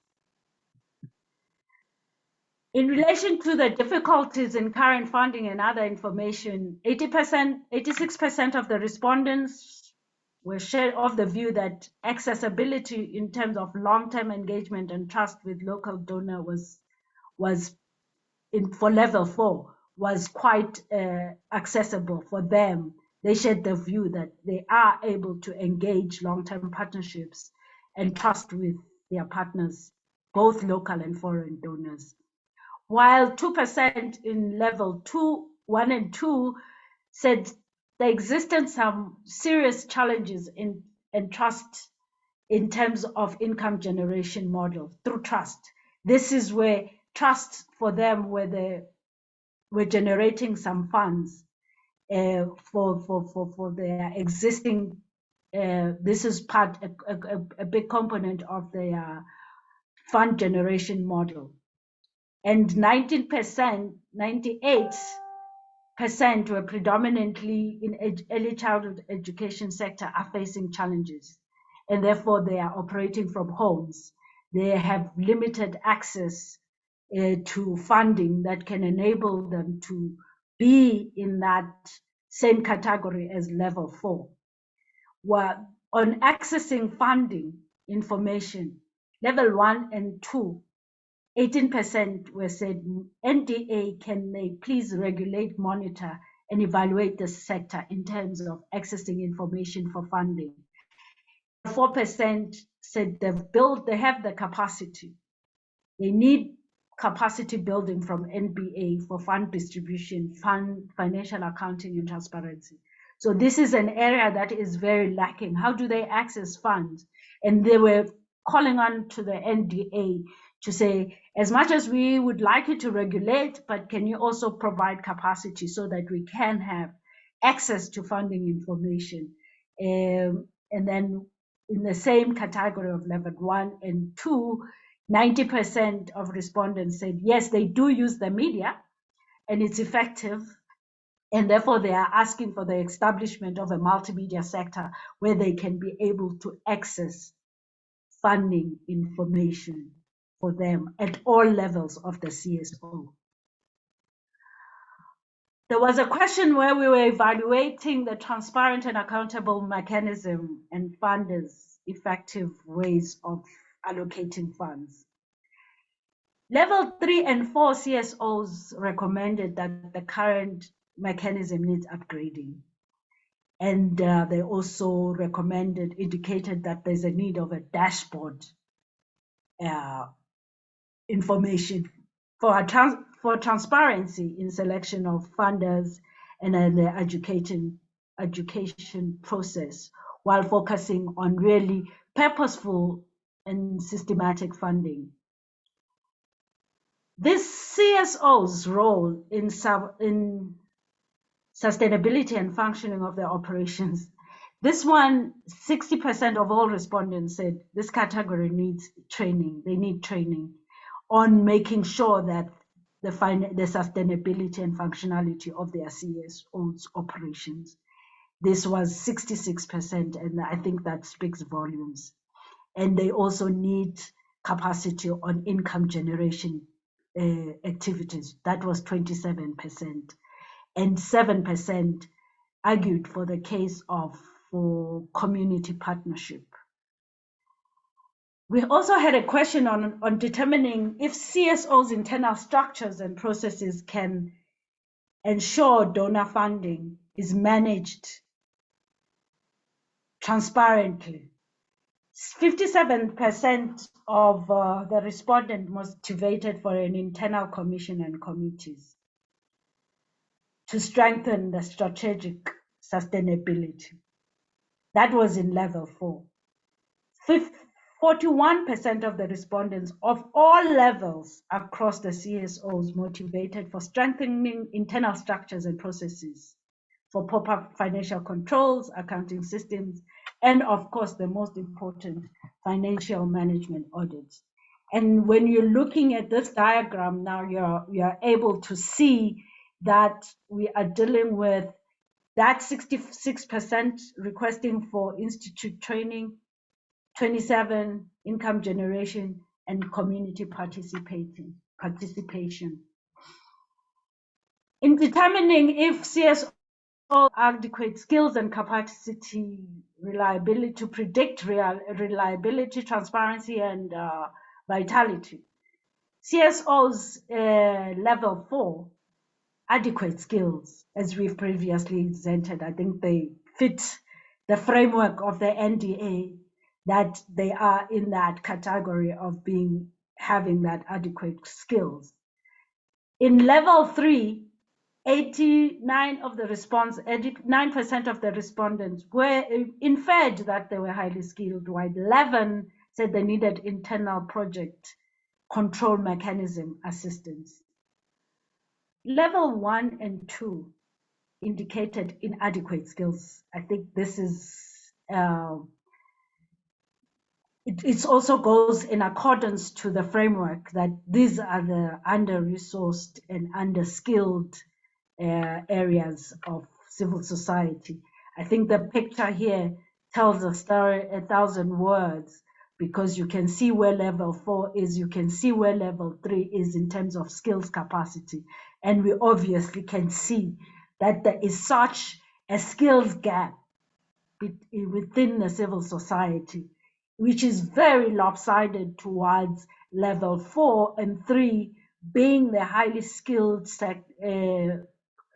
levels of civil society, whilst the ones that are working within communities that are driven by funders that are in the grassroots are lowly skilled. And I think this came as a very important aspect of the work, is how then do you ensure that they're adequately skilled and capacitated for them to be able to be futuristic, for them to be able to attract funding. The recommendations that came with this study is really proactive donor engagement. Of course, that requires that when you go back to the skills charts that you've seen lopsidedness. So there's a lot of work that needs to be invested in ensuring, because proactive donor engagement will require quite an intense kind of skill, and most importantly, strengthening that funder dialogue and engagement Because at the end of the day, the sustainability of all CSOs, irrespective of whether they're in level 1 or 2, has to be centered or 4, has to be centered around win-win and lasting strategic partners, because to anchor their potential and also to make them more long-term in towards accessing funding.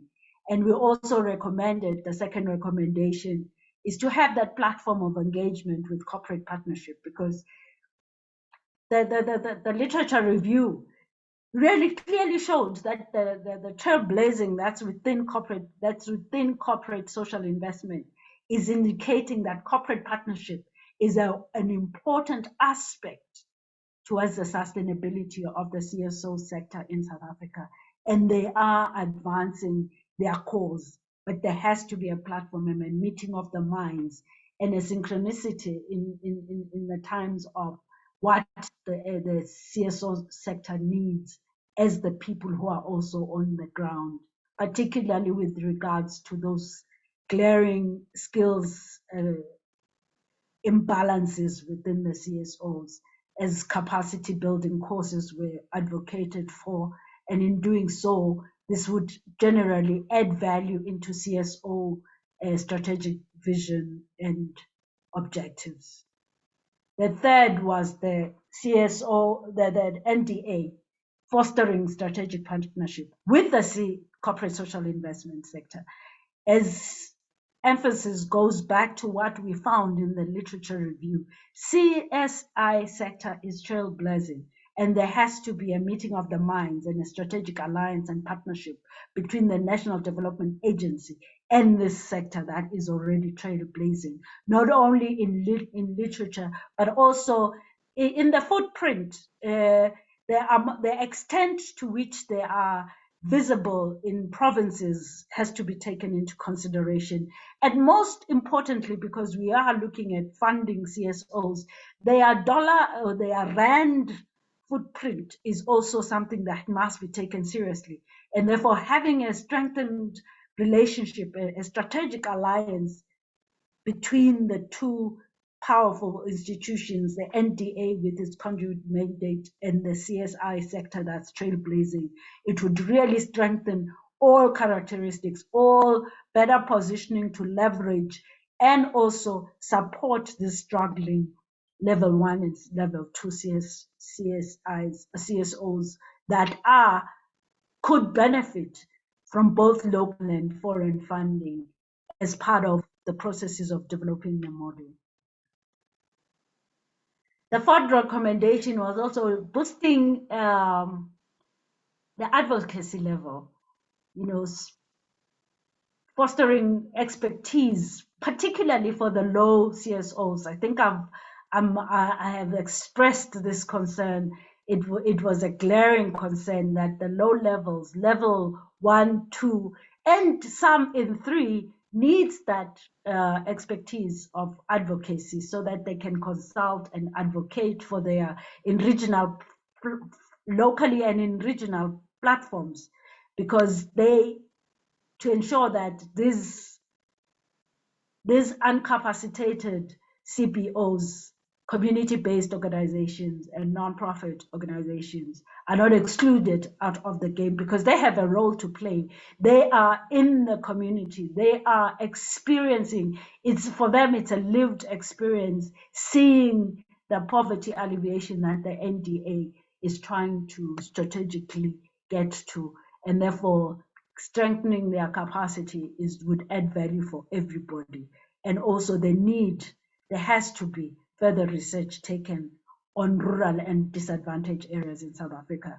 As you can tell, this was a high level, and with limitations of COVID, it couldn't move into focal areas.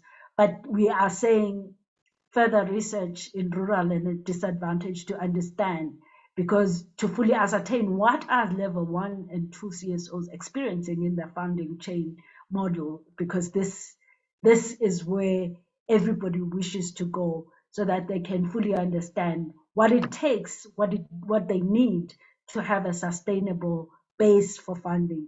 they need to be developed, further development to make sure that their funding models are also sustainable.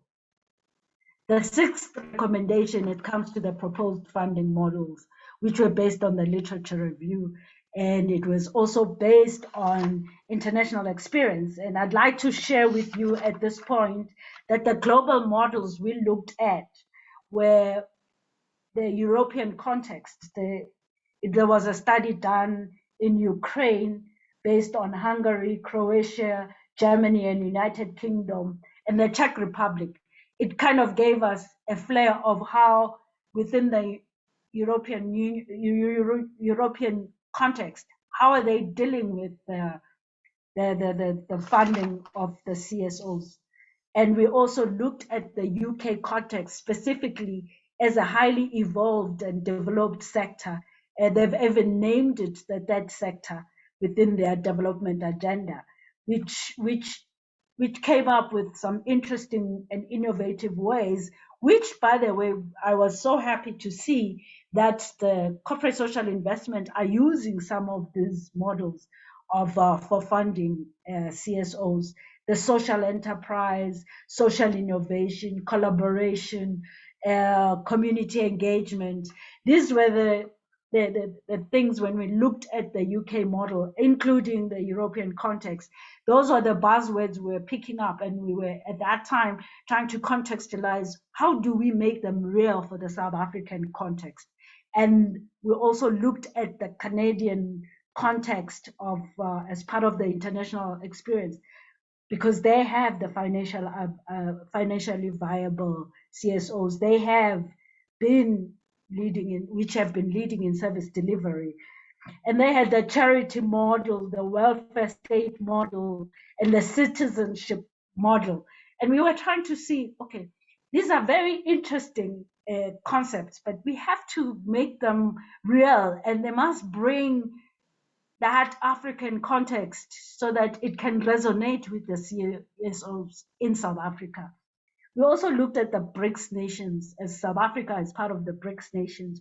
We couldn't avoid that community because it's a community that does provide a balancing act when you're looking at the global space. You do have the very advanced, but you also have the BRICS, which is very close and passionate connected to South Africa within the BRICS, the Brazil, the Russia, the India, the China. So we looked at that.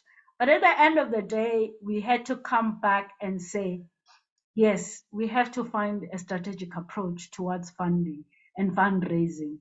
And we recommend that this infrastructure be visible, the support be visible. But how do we contextualize it in the African context?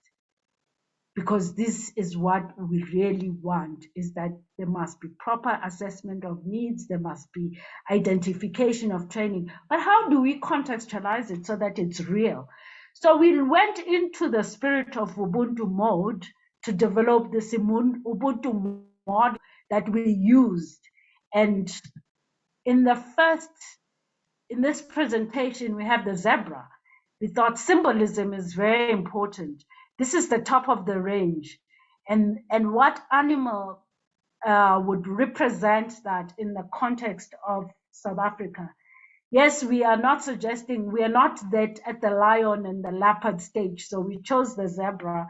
And the zebra grandmother is very intriguing. And I used a South African author, Zulu Matambo Zulu, who writes about this zebra, the wisdom and the maturity of the grandmother of the zebra with an unconquerable spirit. So here we are suggesting that if the top level CSOs are going to have this unconquerable spirit with mature wisdom, these are the funding models that we are suggesting. The social enterprise and innovation with government grants and donors, corporate social investment being part of the plan, social contracting, which also came out in all the international experience, including the CSI documents, philanthropic donations, income generation, community trust, collaboration, community engagement, and volunteerism. Top level 4 are in a position to handle that and juggle that effectively, as we remember that are in the highest quarter of that skills base. So giving them this menu of options of where they can, on which they can go. Excuse me. When we now look at the third one, we also wanted to contextualize within the Ubuntu. We all know that the three-legged pot sits in the middle while in an African evening, and whilst we all gather together and have that communal spirit. And in Sesotho, they call it dipitsatsa ntsho. So that gives you a view of how they become fired up with the African fire. Therefore, level 2 and 3, with all its limitations, they're just going through the fire that the three-legged pot goes through in order to prepare this meal that is of service to humanity. So whatever the limitations, they can still work and develop on them with the support from NDA, with the support from CSI, to be able to deal with the menu of government grants, social, corporate social investment, social contracting. I think this menu gives them options that they can handle, considering that they are not yet in the first phase of social enterprise. We drop that from this lot, from this list of menu, because that is a level 4 kind of competency. And therefore, this is what we were suggesting, that for them to service the local, in the district and the provincial level, these would be the options, the financial mechanisms that they could use. Lastly, the desert flower. I think Zulu also does an incredible story of analyzing this desert flower that kind of has this resilience to wait until the rain comes. And I think when you look at level 1 and how CBOs are driven really by founders, this becomes an important component of their being raised and waiting for that rain. And that rain can come from donor funding, philanthropic, income generation, community. This is the menu of options of funding mechanisms that we have done, we came up with. So in these 3 categories, because we combined 2 and 3, and these are the mechanisms we recommended. And in conclusion, I would like to say thank you very much for allowing us this opportunity to share. And we hope that these findings will have an impact in the current shortcomings and challenges within the funding sector, and particularly for our stakeholder, the National Development Agency, who has this conduit mandate for their sector to strengthen CSOs for them to be able to provide the services they desire. Thank you very much. Any questions?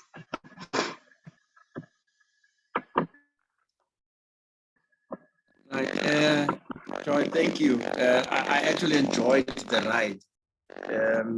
Very interesting, and I think also very relevant for this discussion.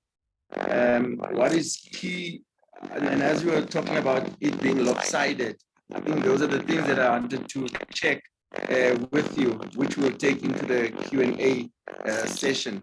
But what I've also picked up is that this new normal is really not a new normal. It must become our normal now.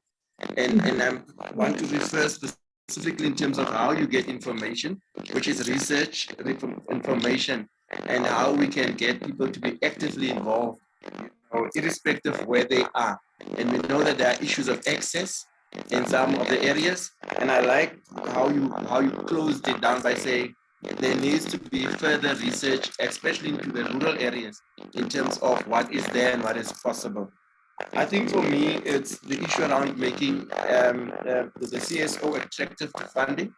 And I want us, as we go to the next session, to look at what NDA does, and then obviously from the NPO sector.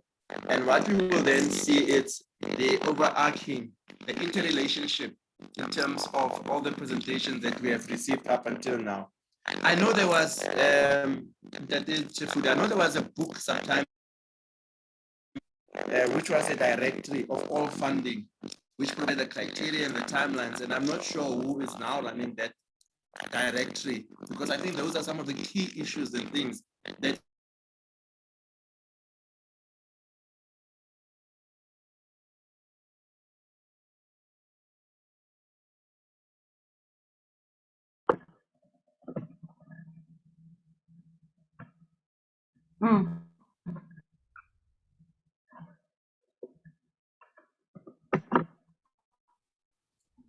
Dr. Bauer is frozen. Yeah, Mr. Bauer is frozen. Can we get somebody to take over? Okay, all right. So sorry for that. I think Dr. Bauer has connection issues. We can move to our next presenter, which is Pastor Mthembu on NDA funding mechanisms. Pastor Mthembu, over to you.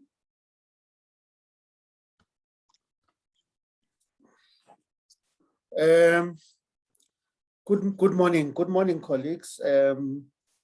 Good morning, Chair and Co-Chair, and all the colleagues on the platform, colleagues from DSD, colleagues from NEDLEC, colleagues from the NDA and other institutions, as well as colleagues from Babuti, who did the study for us. And thank you very much for the presentation that we've just had. I think what we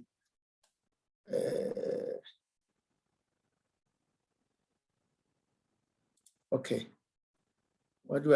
I go to what? Share screen. Yes, share screen.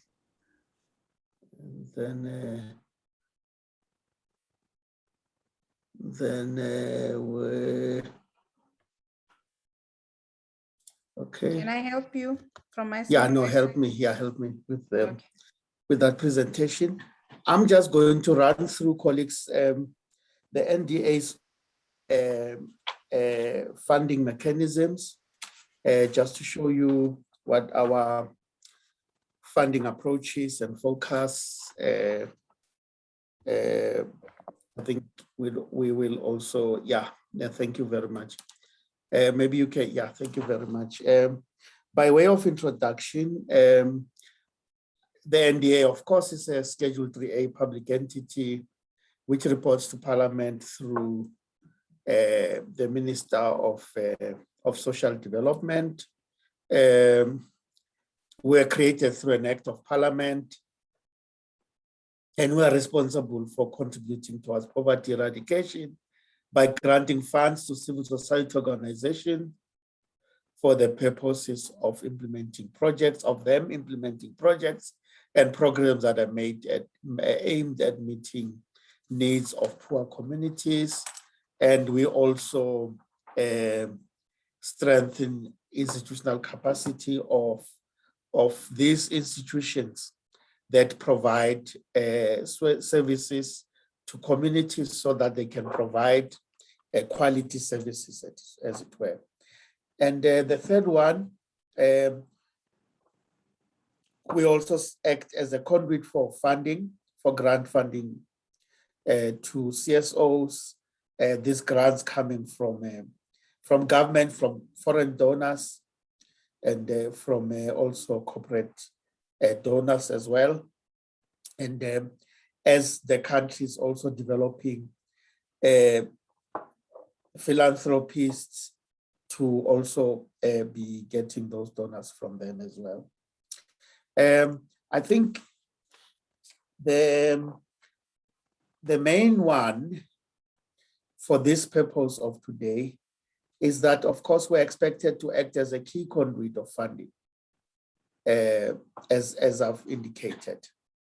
And for the NDA to be able to act in this manner, we have to have a mechanism by which we mobilize funds. So resource mobilization is a very key component of the work of the NDA. And we do this by approaching government departments at national, province, at all levels.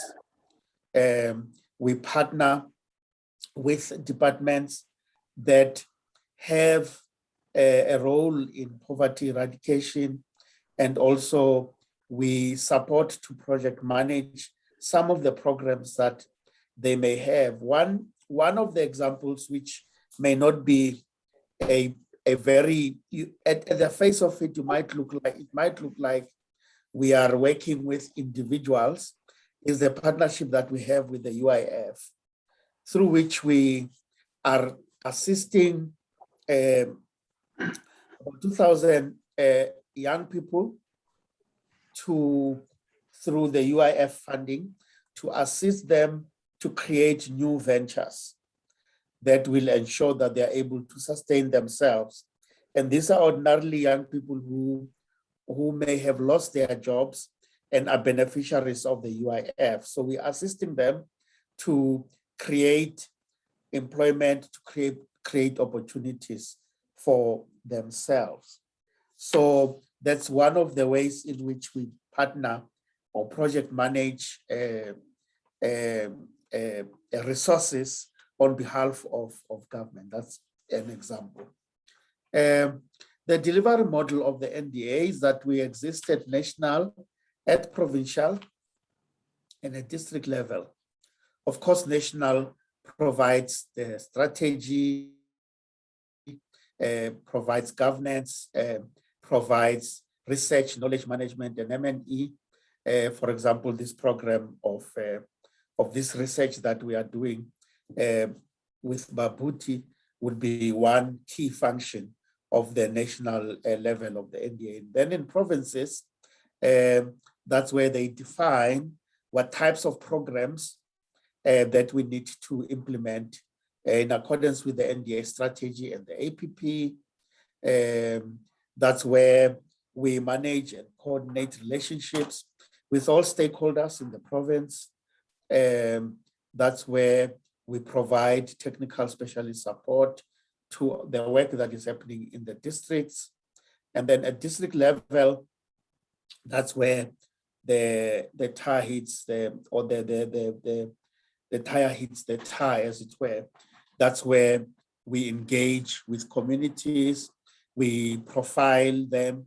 You heard the colleague from Babuti speaking about the assessment that we do, which allows us to see at what level the organization is, so that we are able to assist them appropriately, so that we're able to engage with them appropriately.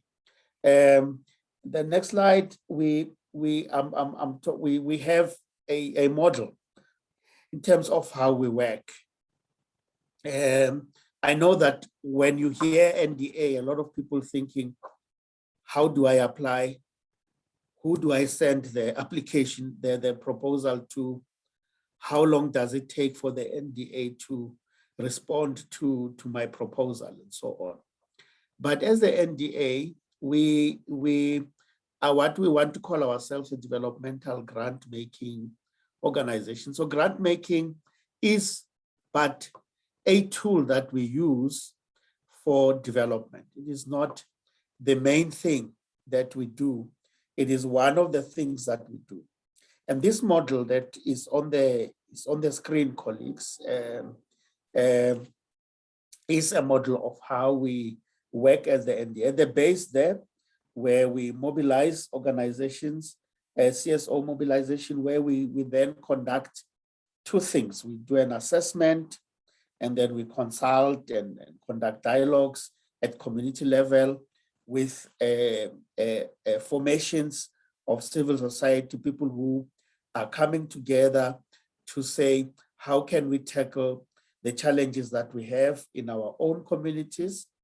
We then, as the NDA, would come in and then conduct this assessment, which would then classify them from level 1 to 4, and then that determines what kind of interventions we can have with them.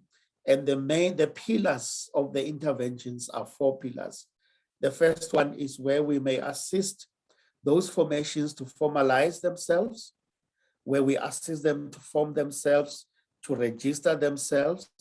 If they are registered, we assist them to comply with those registration regimes that they have, be it as an NPO or as a cooperative or whatever the case may be.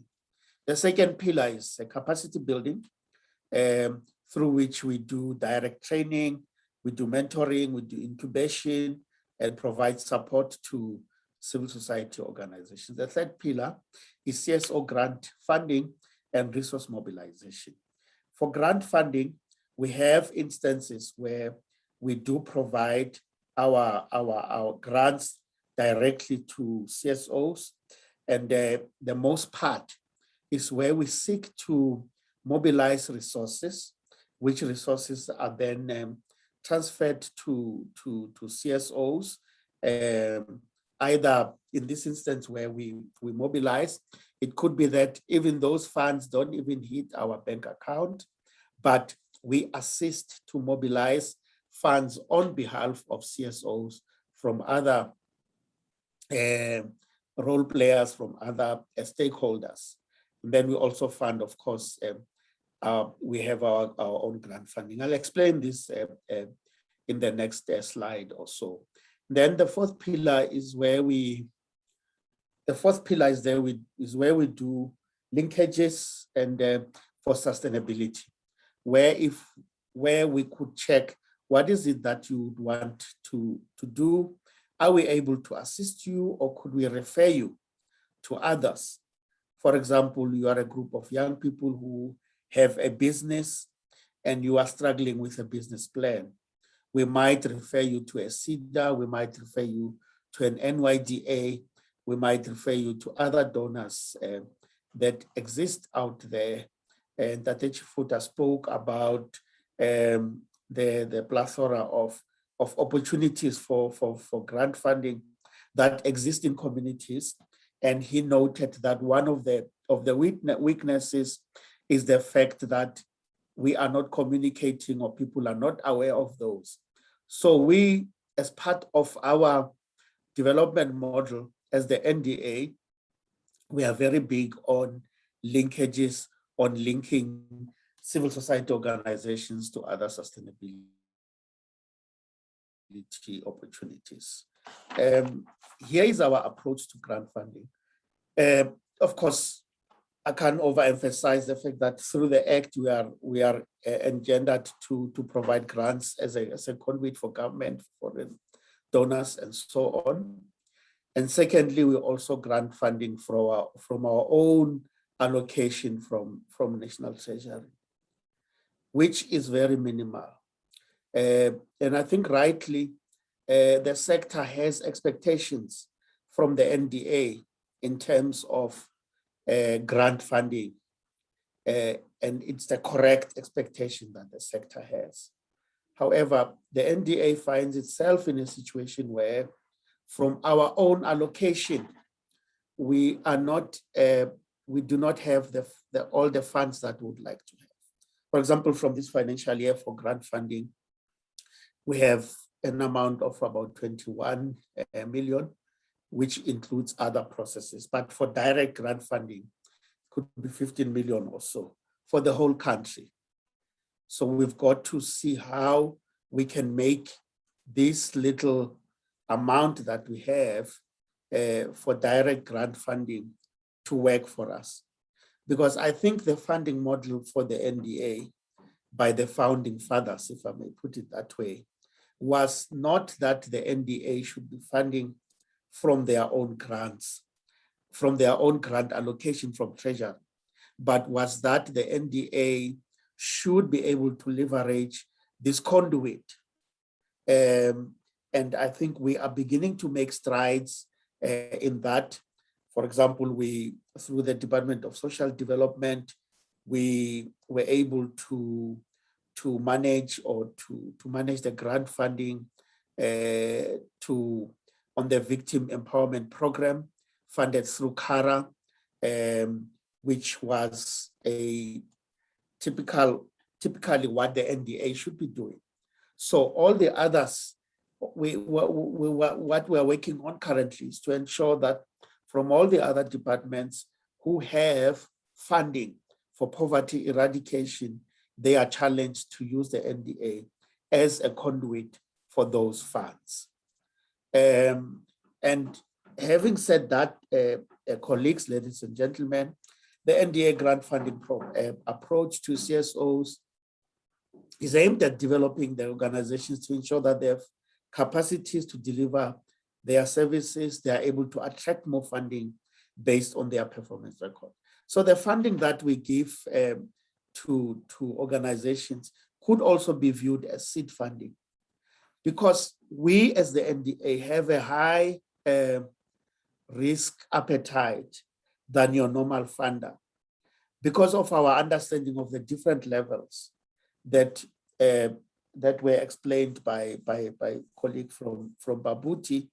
Because of that understanding that organizations are at different levels, because of ensuring that we do not only work with those that are already formalized, they already have all the systems, they are able to take care of grants. We therefore have a higher appetite, a higher risk appetite.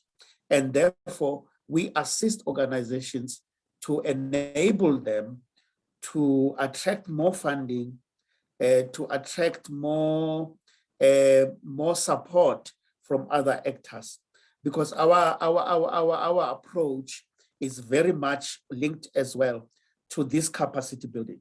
We do assist organizations to build their capacities so that they are able to move to the higher level, in terms of their governance, in terms of their systems, in terms of their capabilities. So we do not necessarily, as a result, we do not necessarily focus on quantitative results, such as the number of CSOs funded or amount of money granted.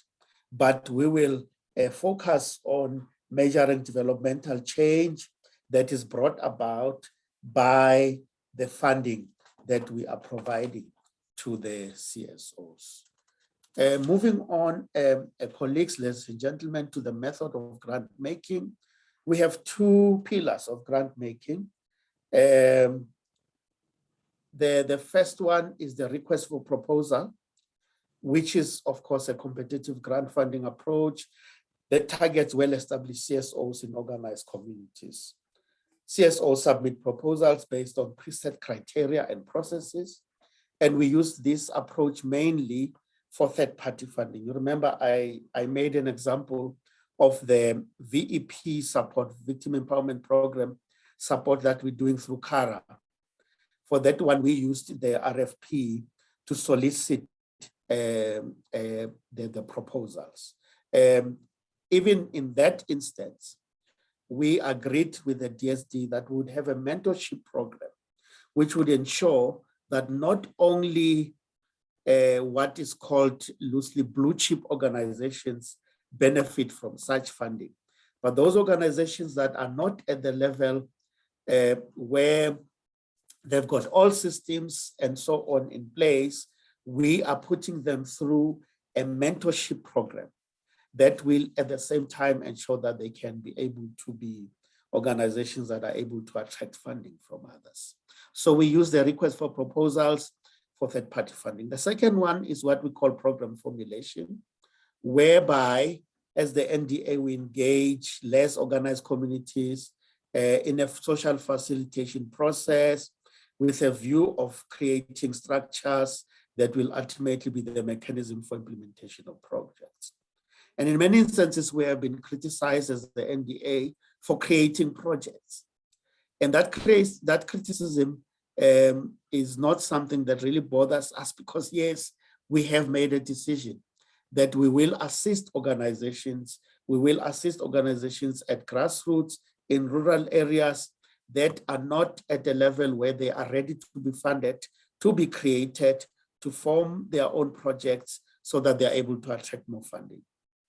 And this approach targets specific areas and sectors, which is based on primary research, on priority poverty pockets.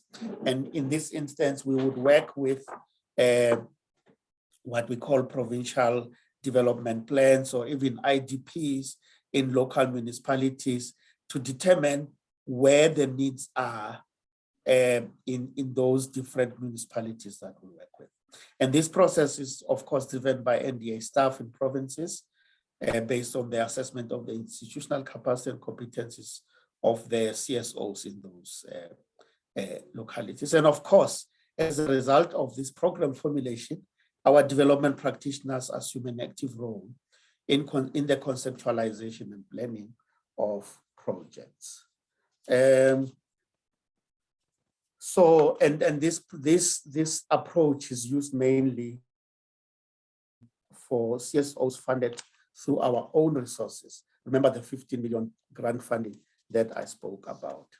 So by way of criteria for CSO grant funding,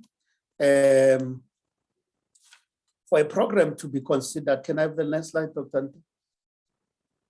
Yes, thank you. For a program to be considered for funding, it should demonstrate the following: clear community benefit. It must describe benefits for the program, demonstrate community interest or community priority. It must demonstrate sustainability, demonstrate a viable plan for ensuring that they are in place to continue the program even after funding, demonstrate potential for long-term community benefit, community capacity enhancement, whereby we develop skills and capabilities that are needed to gain sustainable livelihood or development.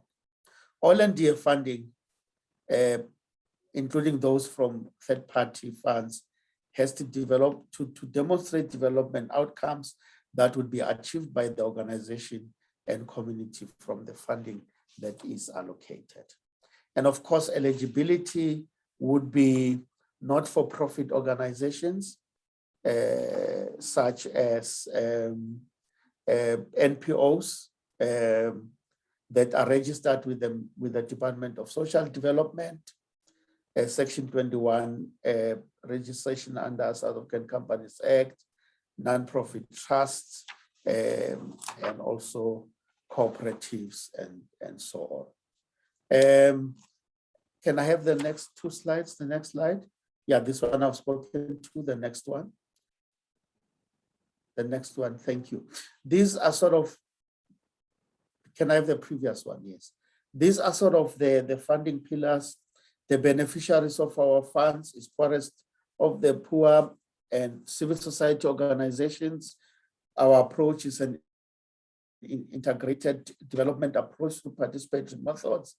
Our principles are to ensure sustainability and empowerment. And we work in these main sectors: economic development, where we assist income generating activities in entrepreneurship development. Under education, we would do ECD, we would do our work with gender-based violence, human rights awareness on critical issues. And also we work as well in food security to promote food security. And also the overarching issues or cross-cutting issues, programs that work with women and children, programs that meet basic needs. We are very mindful of the environment. We also seek to assist organizations to access markets. So in short, Chairperson, that's what the NDA does in terms of our approach to funding. And thank you very much. Thank you, Pastor Reverend Tembi, for the presentation. I see we're running out of time, so I'm immediately going to give over to the DDG at Department of Social Development and Peter Nechipale, just to also close this whole session in terms of funding mechanism in South Africa. And we're getting an NPO perspective in this case. Your 15 minutes starts now, my boss. Okay, thanks very much. Somebody can allow my video. You want to see me? If you want to see me. Yeah, because it will be nice. It will be nice to see you. So, Berenice. I've asked you to start video, sir. Please accept. Yeah, I'm starting the video. Oh, you're sharing your screen now. It's fine. I'm sharing my screen now, and yeah, I thank you very much, Chair. I'm just want this it has got a second relay. Yeah, there we go. Thanks very much, Chair. Let me greet the NETLEC Community Constituency Chair, CSOs that are here, guests, NDA colleagues, ladies and gentlemen. My name is as what stands on the screen. I revised a little bit of the topic in terms of the perspective on the current NPO funding mechanism in South Africa, and looking from where I come from. The presentation outline is as listed. It's not much, but what I will delve much is just to show how the funding is being done in the country, and what are the discord, and some of the challenges has been raised by the previous speakers. But I will also show what the Department of Social Development has as one of the 35 departments that we have in the country, and propose an approach that we need to take, and we conclude with some conclusion in terms of what we wanted, what is the way forward in terms of the funding of the NPOs in the country. We need to acknowledge that the NPOs are pivotal, and they play a vital role in serving our communities in all spheres of our government, and in all areas of our development in the country. And they are there mostly within community, very near to where challenges are taking place, very near to our citizens, and they are very important. No wonder in the initial part that this government that we have were orchestrated from the NPO point of view. We also see that NPO contribute to the socio-economic stability of the country. And although we acknowledge that the major obstacle in this country, I say, is the funding of that sector, is the funding of the NPOs. And we have seen that the private sector or the corporate world and the donors, they do what they wish, and left only government to fund for the NPO sector. And that is something that we will need to look at. The Department of Social Development administer the NPO Act, which is a regulator in a way, and it is prescribed the functions.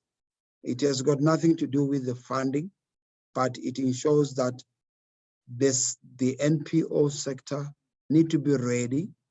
We need to be advocates to the outside for that funding must come, either by seeing what we have. You can see the functions that the object of the NPO Act is to encourage and support the non-profit organizations in their contribution to meet the diverse needs of the population.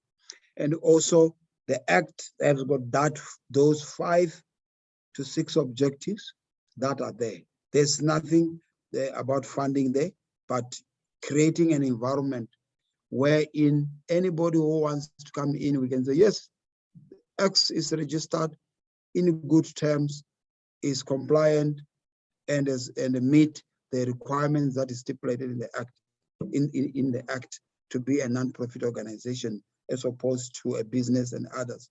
And also creating an environment which public may have access to information irrespective of PAIA, of the registered NPOs and the donors likewise. So the act is very clear how we need to regulate, how we need to formalize the community-based organization to be a non-profit organization and to be recognized. This is just to show you the NPO that are registered on the system. We have got over 245,000 NPOs registered. The majority of these NPOs are social services, 37%. Social services. The up and coming there is the religion. The churches are coming, 14%, but we have got business and professional at 1%, development and housing at 25%, education and research, health 7%, environment 1%, law and advocacy 2%. So there are about 12 classifications of an NPO to be registered in terms of the UN classification. And all these serve the public in their own spheres of their specialties. 92% of the registered NPOs are voluntary association. The act requires that you need to register, but not compulsory. You can act, but it's voluntary to register. And the NPC 7% and the trust is 1%. Why do they register? To get a public benefit status and also to be able to apply for Section 18A of the SARS Act. The Act serves mainly to provide a registration facility for organization that they need to be recognized and enables an organization to establish themselves as a body corporate and regulates how this entity need to operate. And because it prescribes, if you look at the constitution that you feel, it prescribes how you need to behave, what are the obligations and what you're supposed to do. But most importantly, the Act also says something there, Chapter 2, Section 3 of the NPO Act stipulate that within the limit prescribed by law, every organ of the state must determine and promote the implementation of its policies and measures in a manner that is promoting and enhance the capacity of non-profit organization to perform their function. Broadly, it says every organ of states, if we have got 20 departments, they must make sure that a certain section of their policies are implemented by the non-profit sector. As you see that the NPO have got 12 classification, which means if it's housing, they must use NPO to do that. And I think Tulani from the NEDLEC raised an issue of the capacities that is there. There is, if we do better, if every department can take this Section 3, that must be enforced, which we need to make sure that is enforced. It can alleviate some of the challenges of funding of the sector. When we look at what is happening in the country, there's a review that is published not every 3 years. In 2017, it published that the economic contribution of the NPOs stands at 3.2% of the GDP, meaning that the over 12.5 billion of the income from the NPO sector. And these are NPO that are funded by government subsidies, grants from private and corporate, others are CSIs, and the other form of fundings were derived from investment and the sales in the NPOs, which we have seen this area of the investment and the sales and the grant, the fundraising has been dwindling too much. And also decommonises that the sector provide an additional 1 million volunteer work that are paid a stipend or that are paid a certain amount of money. And in 2010, it used to be about 1.3 million people. So this is what comes from a report that is being published every 3 years. But on the other hand, the MPO prescribes that all government organ of state, which means all government and its entities.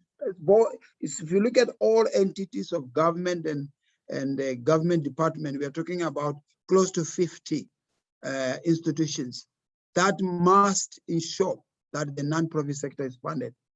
The country's private sector or business provide funding for the non-profit organization. This includes the mines, retail sector, individual businesses, and charities. But this, because of lack of coordination, as Tulani has mentioned, we cannot justify or quantify them. We don't get a report on a yearly basis. And we have been in collaboration with Treasury that they need legal bit to coordinate this area so that they must get that a chunk of the report so that we are able to report back to the communities. The international donors also does. We have seen from 2008, it has been going down. We have seen a dwindling resources from there due to the economic crash of 2008. And in the country also, we have seen a lot of government funding being reduced year in and year out, whereas in other areas it's been increasing. Other funders, they do as they wish, which indicate a gap that must be played by government and business partnership in addressing the poverty and the development in the country. The DSD, on the other hand, does the funding, and it's not the only one, but I think I will show you in terms of what DSD does and who do they fund, and at what level. It was very interesting one time, I think Tulani, you were there, when someone was reporting on the Department of Social Development, which is called welfare, that in 1936, when a welfare was fought and was, I think in the apartheid world, it was mainly proposed that it must be implemented, its strategies and the service delivery must be done by a non-profit sector, not officials. And therefore, historically, social service has been the joint responsibility of government and the over the years is acknowledged by DSD. That's why they continually continue with that and ensure that they are funded. The department funds based on the PFMA prescription and this supply chain management principles and regulation. And each government department is required to have its own policy or guideline on how they will fund this sector. This in the social development is what we have. If you look at that, it's about 8.2 billion per year that we transfer to non-profit organization. You can see the majority is Gauteng at 2.5 billion, followed by KwaZulu, by Western Cape at 1.4 billion. And these are the programs that they do welfare. The majority are children and families, and followed by social welfare services, restorative services, and the development and research is little, and this is historical. We were supposed to be upside down, that the development research becomes more, but it's something, the fact that we are still fighting. This is the approach in graphic format. If you look at this, you can see that children's and families are the majority in terms of that, which takes a lot of chunk of the money, and the development less. This is the distribution That's the NPO transfers. Per program budget goes to children and families, which means ECD, child protection, family, all those programs, welfare 27, restorative, and 5% development. Now, you can see that over the time, there is a gradual increase up to where we have 2019, it was about 7.4, but 2020, 21, 22 is just under 8.2 billion that we are spending. This indicates the amount of funding. You can see every year there's a gradual increase on the amount of NPOs funding, even though there's budget cuts, but there's a little bit substantial. On the development and research, you can see it's dwindling, is going down a little bit. Now, the importance of us partnering with the sector is very important as we deliver on the white paper for social welfare, the 1997 paper. And that's why you see those are the areas that we fund as a department. Other areas will be funded by other government departments. The government is working with other relevant stakeholders that we ensure that there's efficient and effective provision of services to individuals and communities based on the Department of Social Development's mandate. And it uses the PFMA, which is very rigid, but not so much, because we have developed a policy that ensures how we fund, we advertise. On each province is required to advertise, and then the people applies for that. But there's a lot of issues that we can, a lot of other approaches that we can use to ensure that it's comprehensive and we cover all. And ensuring that we are able to deliver on our services. Now, the approaches that we need to take, you have seen that as government, we fund.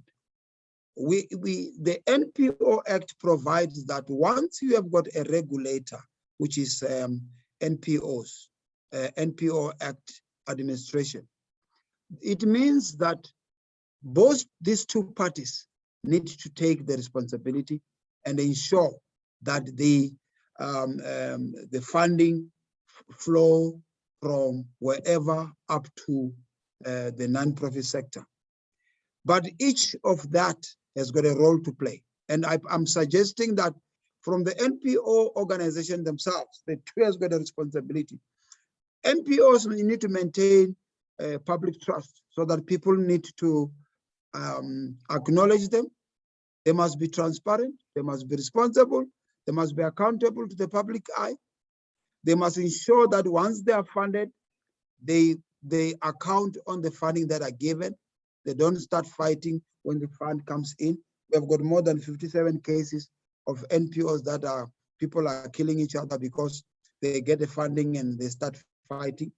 They need to self-regulate themselves. There is an element which is lacking in the country, that there is no forum for NPOs themselves, except that the NPOs have got networking organizations that coordinate them. But self-regulation means that there will be an organized pool that says, here we are, this is what we do throughout, and that will ensure that there is also a strong partnership between in communities. You go to an area, Soweto, and you want NPOs, no one will know who is operating Soweto, because once they are funded, they go and open offices in Sandton. We are not saying they must not go to Sandton, but I think there should be a strong link between communities and the NPO themselves. This is another way to revive the approach where NPOs are seen as the community structure that favors the community. You will realize that when we look at our constitution, it requires that you need to have at least a minimum of 3, maximum of 6 members as the board of the NPOs. If you look at the currently rejection of the NPO's application is that everyone applies, they write their children and relatives and cousins, and it becomes a family business. Whereas an NPO should not be like that. And those are some of the things that once we can do that, we will be able to form long-term CSI NPO partnerships in the area, in the location where they are, by doing the right things that are supposed to be done. And then, and lastly, from the other part, the public— 2 minutes, sorry. Okay, this is the last slide. Public organization status. NPO are more likely to become financially sustainable over time if they can also access tax consultation by registering to the SARS Act Section 18A certificate to be a public business organization. And that ensures that NPOs are.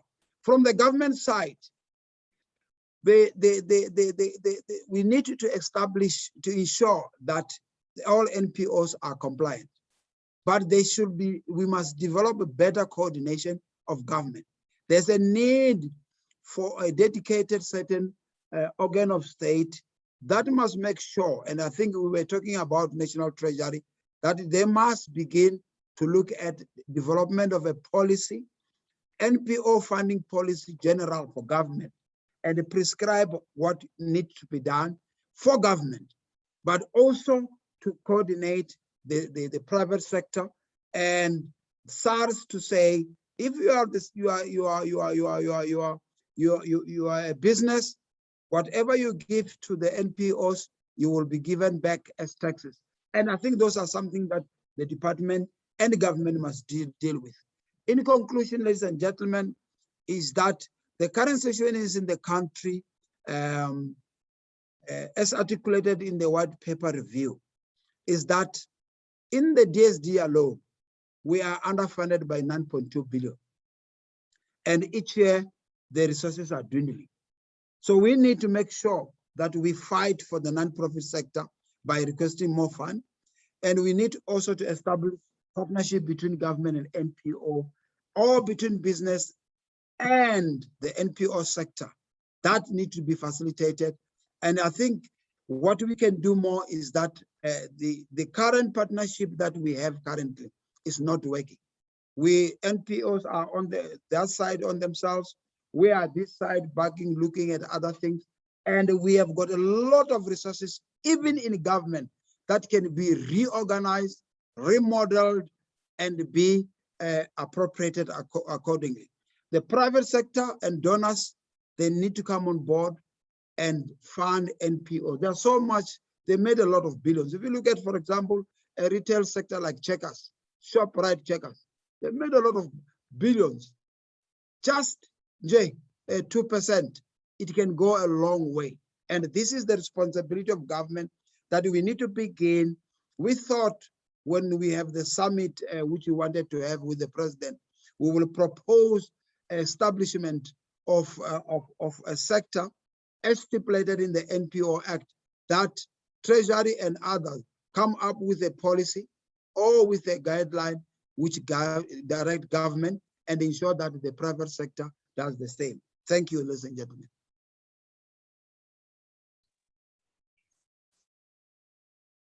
Thank you, Dr. Chipale. I think all the presentation has actually challenged us, eh? Even the last one that you've presented is actually challenging us all. And key for us in terms of this webinar is how do we take this forward? But it will be difficult for us to do it that way. What we want to do now is to engage. And I just need to highlight that Babuti was actually contracted by the NDA and appointed by the NDA to do the research. And that's why we've provided them an extra time so that they can actually share the research that they have done. I just want to check. I note that some of the people on the webinar are requesting for the presentations. We've agreed that the presentations will be available on the website by 3 o'clock. but I've seen some of them have requested it to be emailed to them, and I hope some of them have already received. Then my work is not to do the vote of thanks. We'll still come there. We are left with 45 minutes, and I now want to open this up for questions, and the different presenters will then respond to the questions that are raised. So let me just check. Noloabo, are you ready?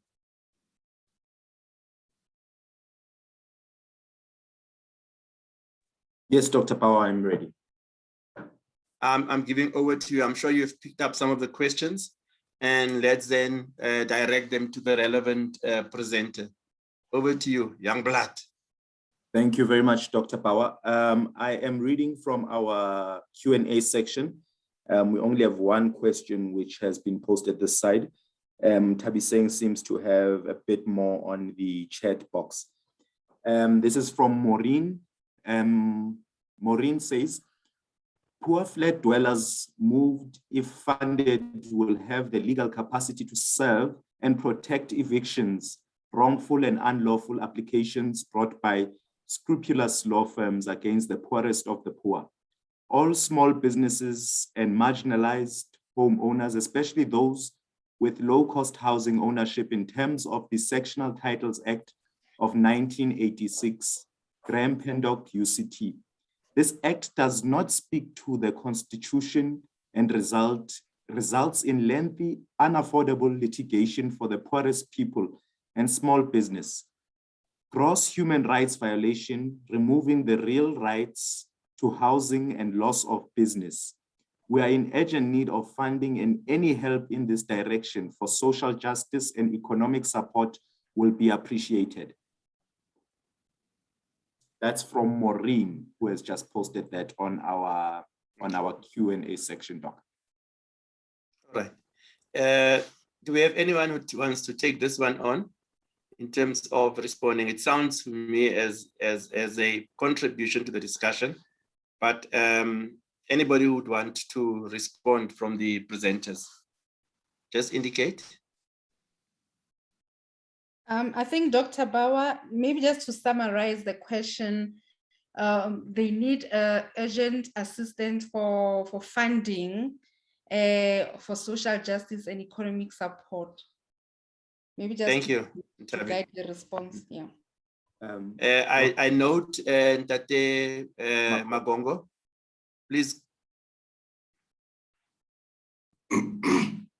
Yeah, I think part of the challenge that have been raised, more especially by the NEDLAC community constituency convener,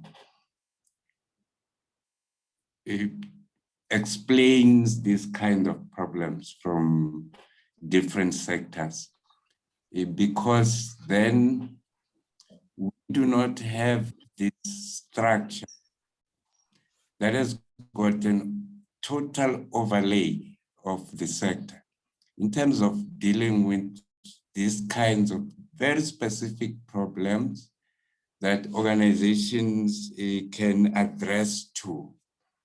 Now they have to address it back to government, who in the first place have created that same problem.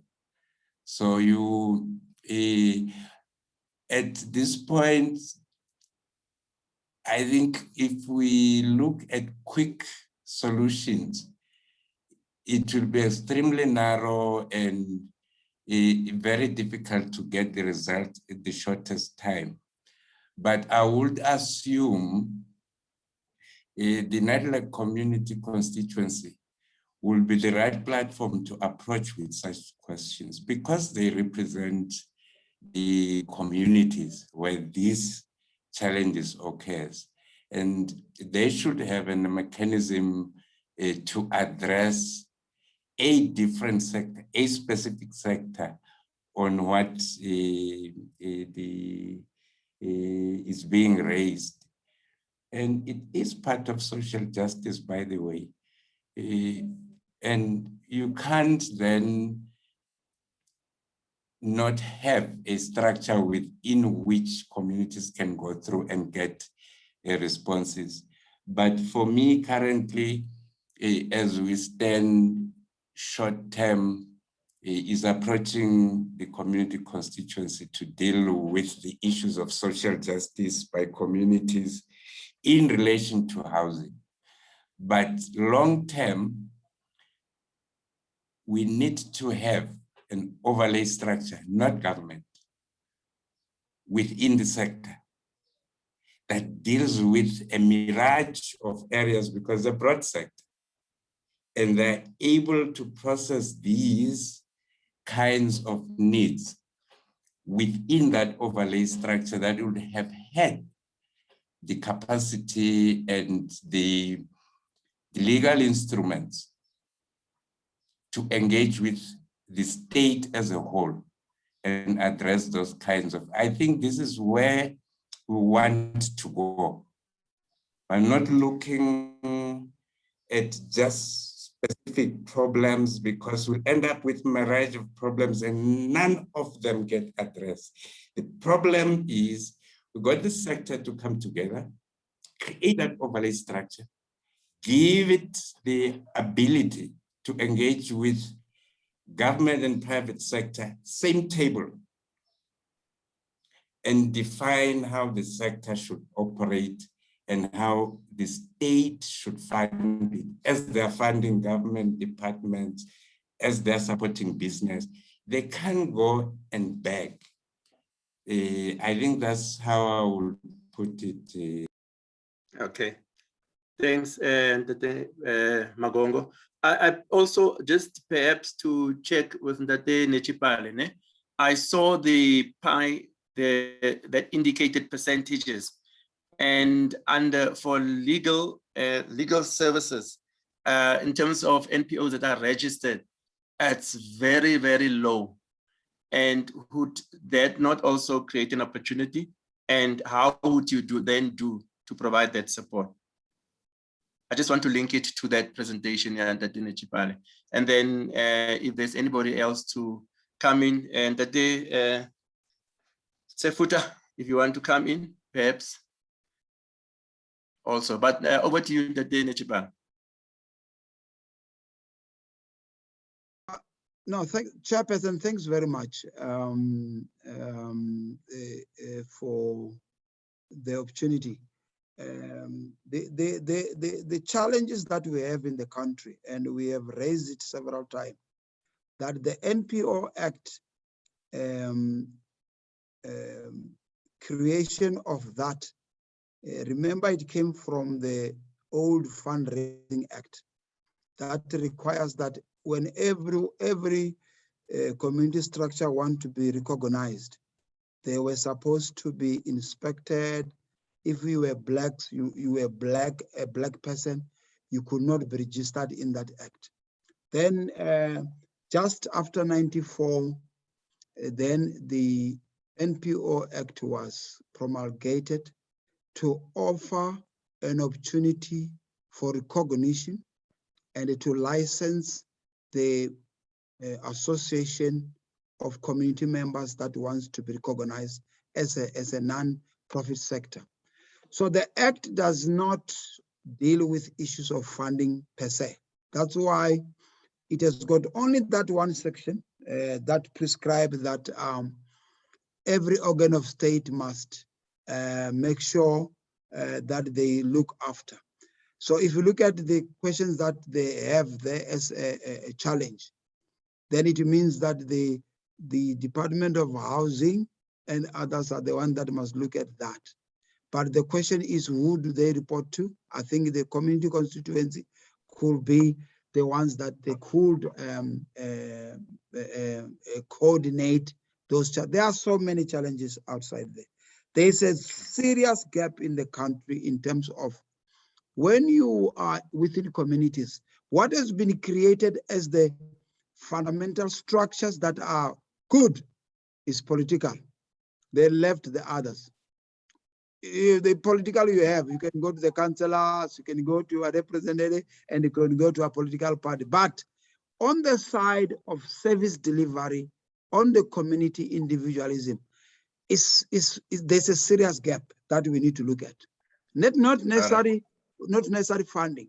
So I will think that one of the proposals that comes from here is the issue of the establishment, little bit of the establishment of someone in government to make sure that apart from the mouthpieces that are there, but also to look at how do we coordinate everybody that fund and how do they assist in different areas, or making a percentage. We made in 2013, we made a proposal to Treasury that anybody who funds NPOs, and I think Tulani raised it, they must make 10% of the funding must go to capacity building in different format, either funding capacity in terms of skills, but also in organizing the sector so that they are organized.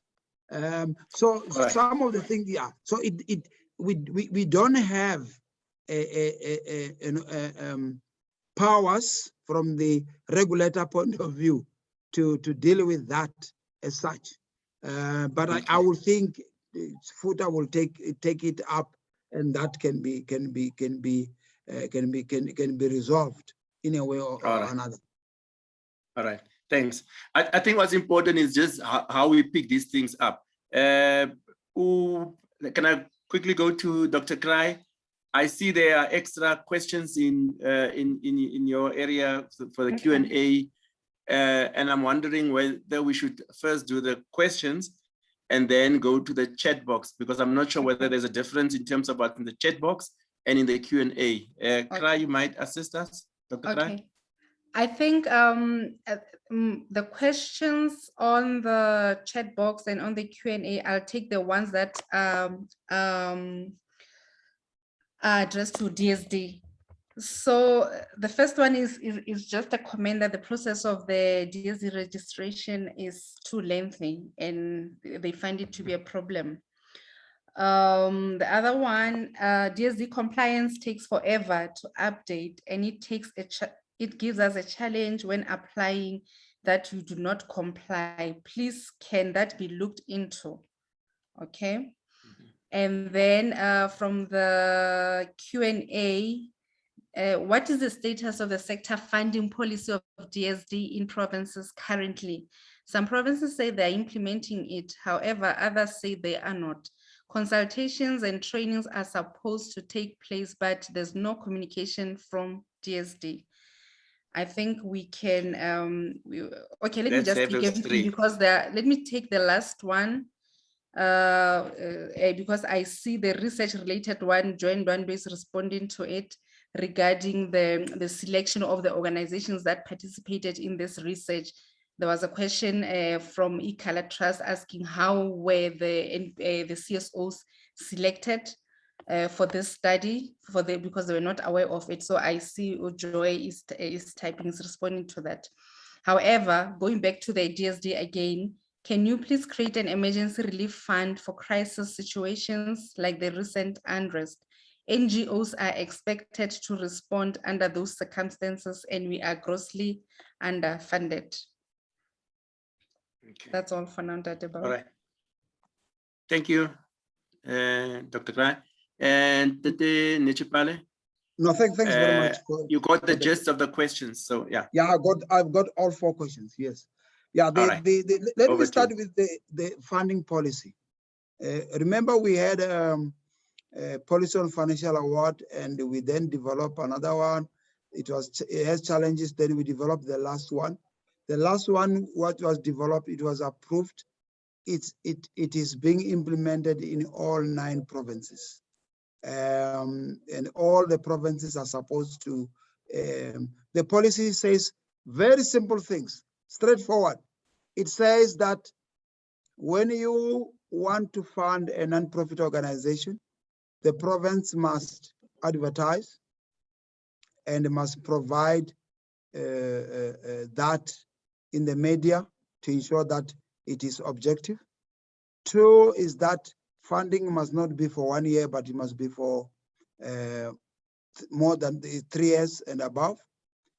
3, it says that the funding must be comprehensive. You must fund programs, not necessarily subsidies, because where will they get another money? So it's being implemented in all 9 provinces. The only thing is that is the historic funding that is there. If you have got an old age home next door, you will not stop funding it and fund the new one. Therefore, the available resources that we have already, they are already committed. The chances of adding new NPOs from the previous ones is very slim, because there is very little. You can see, even with the 2.5 billion in Gauteng, that there's a lot of NPOs that it requires more. We received over 1,500 ECD that want to be funded. So the policy is implemented, but the money remains the same. Somebody commented and say the amount of money is too small. Yes, we break it too small so that we can cover more NPOs. The second one is the issue of us establishing a relief fund. Remember, social development fund what is only social development. They don't fund any other thing. We fund social services delivery, not any other. So in terms of social delivery services, we have got 8.2 billion that we have, that we are funding, and it's too small. We are short of 10 billion to be actually to reach our 75% of the funding for social services. The relief fund for emergencies, it doesn't come from it's a disaster funding that we get. For example, currently we get 100 million for food security from Solidarity Fund, not to fund NPOs, but to buy food using the NPOs in KwaZulu-Natal and Gauteng. They are buying it like that, and they are doing it. They will get 1 NPOs to collaborate with 1 district NPOs, because if they Solidarity don't want any money to spend on anything. They want 99% of the money to go to food. It won't be for NPOs per se. And that is that. When that emergency fund comes in, it won't go for funding per se. It will go to address the challenges that are there. The other 2 questions are administrative. Yes, the registration of NPOs takes long, because we have seen that there are some people that are much more clever than us. They create 5 NPOs for children and their grandchildren and whatever, and if you simplify it. So it has to be a little bit tricky so that we are sure that we are registering credible NPOs, and a lot of people applies to give you money, only to find that you don't have board of directors and you don't comply to the requirements. So requirements are not so, it's just the board of, you put about 5, 6 people and you fill the form and give us the emails. The only thing that are there now currently, you have to do it online, which is a challenge for the NPOs that are far. And online is challenge for access for other people, but it's also a challenge that once you make a mistake, you have to look at your NPOs, because you will send it down by email. You didn't write your email well, your email, you left an I, then it goes to somebody else. So those are some of the minor things that we are. The compliance issue, we are aware. Once you send a report, you need to get a letter of compliance. By right, we were not sending letters of compliance, because compliance is not about funding. Because we said, if the funder wants to fund an NPO, they can go on the system and find you, and it will be compliant. There's no one who's not compliant currently in the system, because we are not deregistering NPOs currently because of the challenge of the COVID. So everyone complies. But when you want a compliance certificate, if you go on the system, there's 3 types of emails there. You take the one that says, for compliance, send an email here. You don't send on the top one, on the middle one, the last one. Once you send on that one, you will get a letter immediately. It's a prompt letter that comes in, signed already. So the only problem that we get, people just send the compliance and it sits on the queue there to be recognized. It sits on the queue of MPO registration. And nobody will give you that letter because it didn't go to the relevant people. So when you go into the system, check the last email written there for compliance. And there's a form there that you fill. And immediately within a day, you will get your letter back to the email that you have sent to you. Similar to the certificate of registration, as much as said, it's a challenge that we need capacity.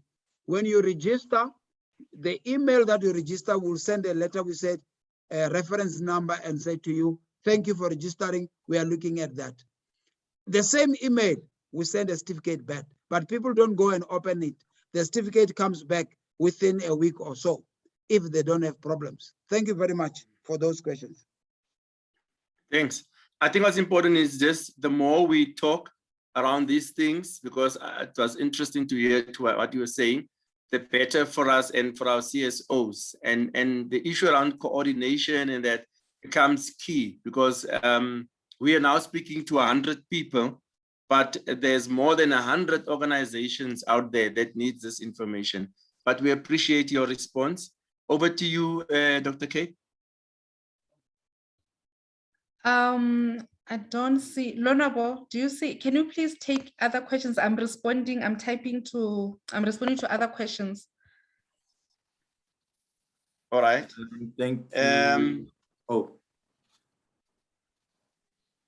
There's a question here, Doc, still from Mandisa Kanyile. The other one, Mr. Nechipale has responded to, and I think this is directed to Mr. Mtembi's presentation on the NDA's process of granting funds and making grants. He says, why are your grants so small and not based on the realities of the programs? Yes, I think that is the only question still here. The other questions have been responded to, Doc. Responded to. All right. Over to you, Reverend Mtembi.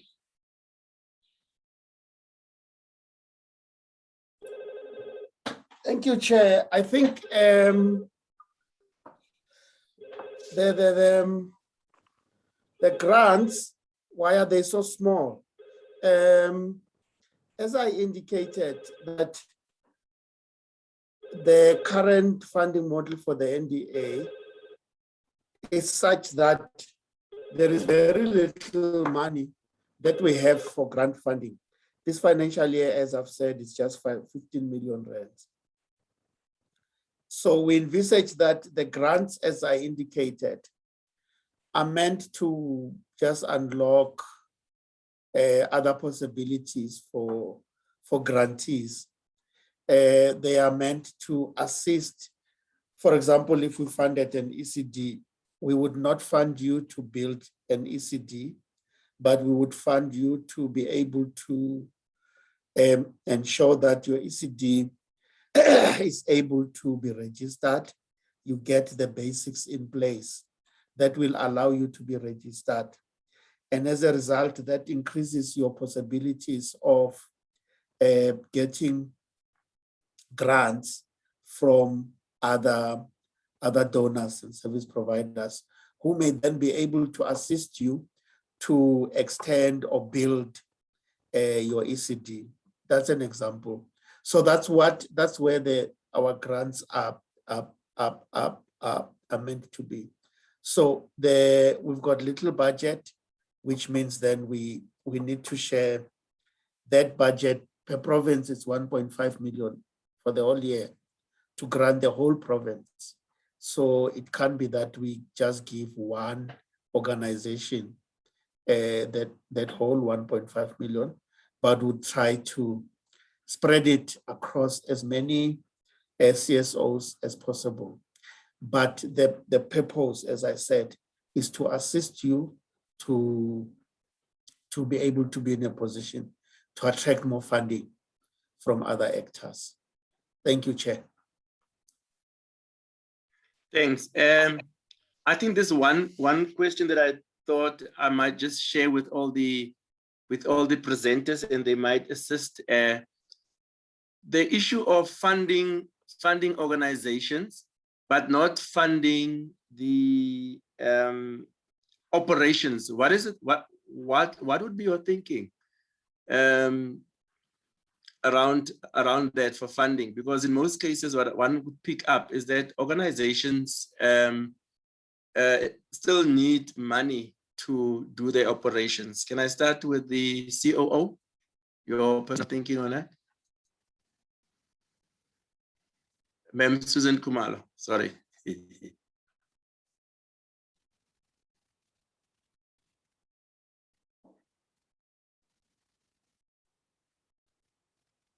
Tulani, actually, it will also be good to hear from Nedlek. Or anyone who wants to start.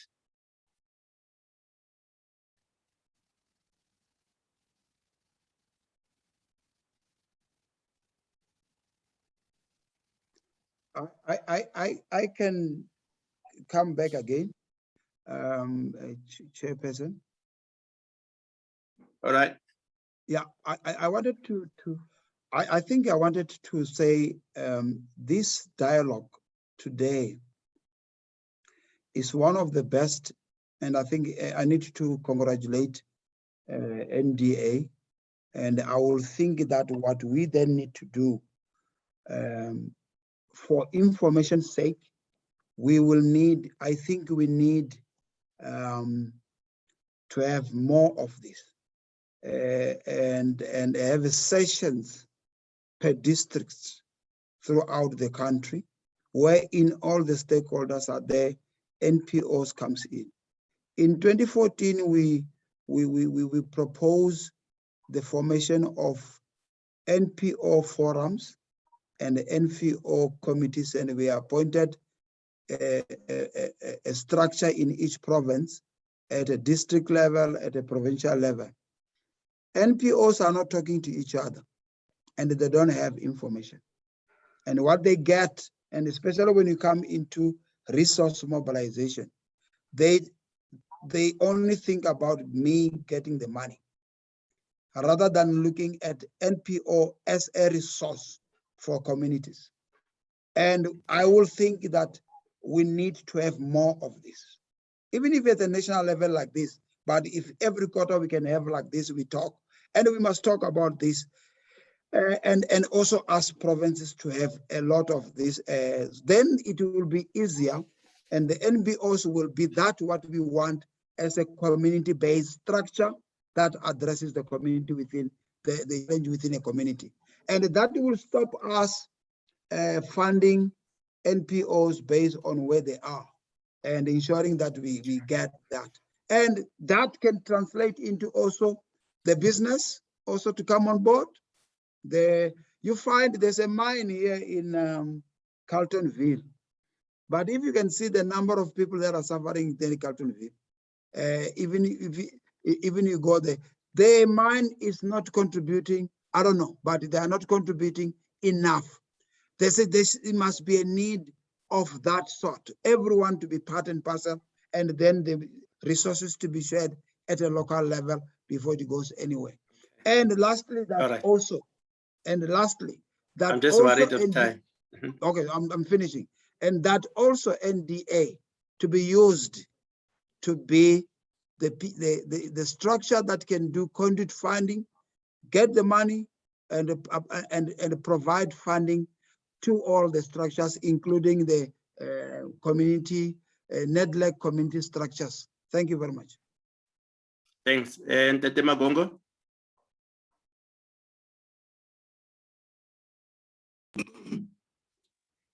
Thank you, Program Director. I think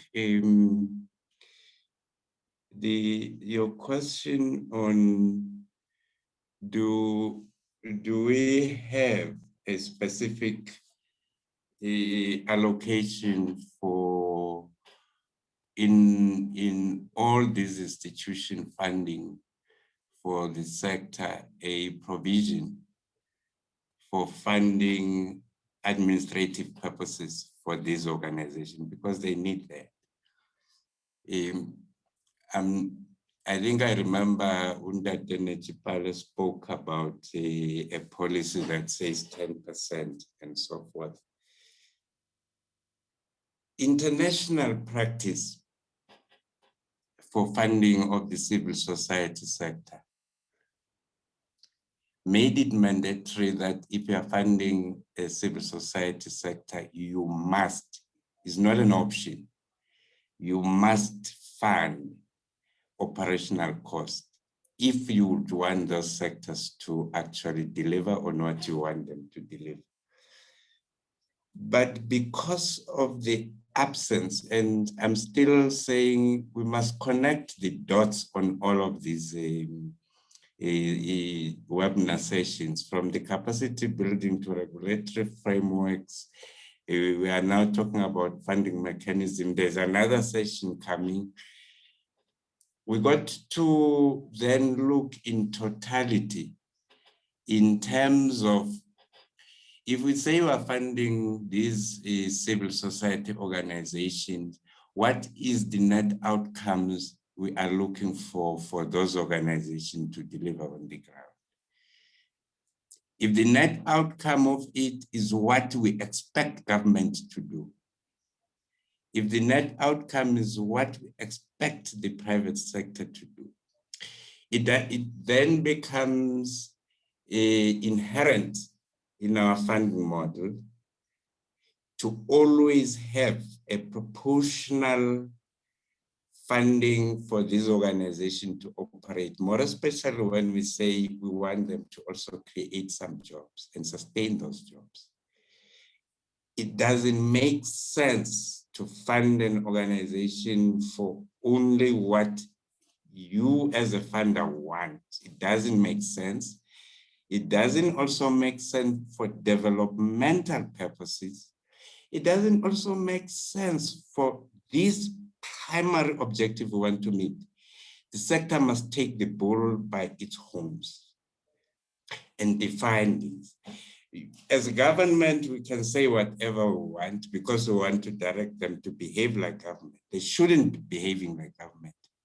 They must behave as a pillar of the state to ensure that the state and the private sector is not abusing the communities. And therefore, they must have that independence. How do you then create that independence if you do not give them the opportunity to define how they should be funded? They should tell us how they want us to be funded from both the public purse and the private purse to pay back what Untitled Chapter was talking about by mine somewhere in Carltonville. And therefore, for me, there's that big discussion that must assist the sector to strategize on how they approach both the state and the private sector to allow them to sit on the table. Thank you. Thank you. I think I'm just worried that we're now coming towards the end. Dr. Bauer. Oh, there's, okay. Kumalo, over to you. Let me allow the COO. Okay. Okay, thank you, Dr. Bauer. And I wanted to respond to your question and be specific to the NDA to indicate that as the NDA, we do provide the 10% as Bob Makong has indicated that international policy speaks about 10% provision for administrative cost. We do provide the 10% administrative cost when we fund our CSOs. But the challenge always revolves around the amount of funding which you are giving to the CSO. An example would be that if you fund for 40,000, then it will mean that your administration fee is 4,000 rand, which is not much. But I think I agree with my colleagues to say that there's still a need for debate around the issue of funding mechanisms to CSOs, and there's still a need for more engagement with CSOs to make sure that eventually we reach a point where we are at a level that the CSOs are empowered enough to be able to provide the interventions that they are providing and bring change to the lives of communities that they are serving. Thanks, Dr. Power, and everyone participating. Thank you. Thank you. Colleagues, we're left with 8 minutes. I think, let me give over to Dr. Kra, and then I'm not sure whether Ngwenya will be in a position to do the final part of the program in the last 5 minutes, but let me give over to you, okay. Dr. K. Okay. I see we have Thokozile on the Q&A. There are like 6 questions which are important. And maybe to also recognize Meshach Mahlangu's hand. Yeah, we'll unmute him after we address these questions. So Thokozile is asking DSD, why is the funding budget high in Gauteng as a developed province and lower in poor provinces? Are we not decentralizing cities or economy? The question number 2 is, all government and government agencies continue to demand tons of administration on their funds so much that a small organization cannot focus on the core activities of the funded program, coupled with a culture of tranche transfer delays. Then to the NDA. NDA being a conduit of funding, why are they well capacitated to deal with particular sectors? The 4th question, 10 years dealing with government departments and government agencies, I have only realized a blanket funding approach rather than a tailored approach. Does the NDA and DSD in particular listen when conducting their M&E or due diligences in terms of taking up the needs? It only appears that there's received directions from the top and we're not allowed to input on what could help us as individual entities. The last 2 questions, capacity building by the NDA and DSD or funders in general is usually workshops. When are we having accredited trainings? It would be meaningful to the volunteer and the organizations, especially in retaining skills, because such people can be tied to serve for a certain period and fund for the next volunteer to take up their positions. But we never have accredited proper training, especially in critical matters such as finance. The last question is NDA linkages. I think they're referring to our model. Do you have a follow-up mechanism on linkages, whether the linked CSOs were assisted successfully? Those are all the questions. I think the panelists can address the questions and then we will go back to, oh, I don't see his hand anymore. I forgot his name. Okay, there's Chiziyambi Messi. But let's open the floor to the panelists. Thank you, Dr. K. What I want to check is, will we be in a position to go beyond 1 o'clock? Yes. Because if that is the case, then it's fine. But yes, with 15 in minutes. some cases, you are cut off. Yes, just with 15 minutes maximum. All right. Yeah. Okay. Then can I give over to NDA to respond to the questions that were raised? And then DSD thereafter.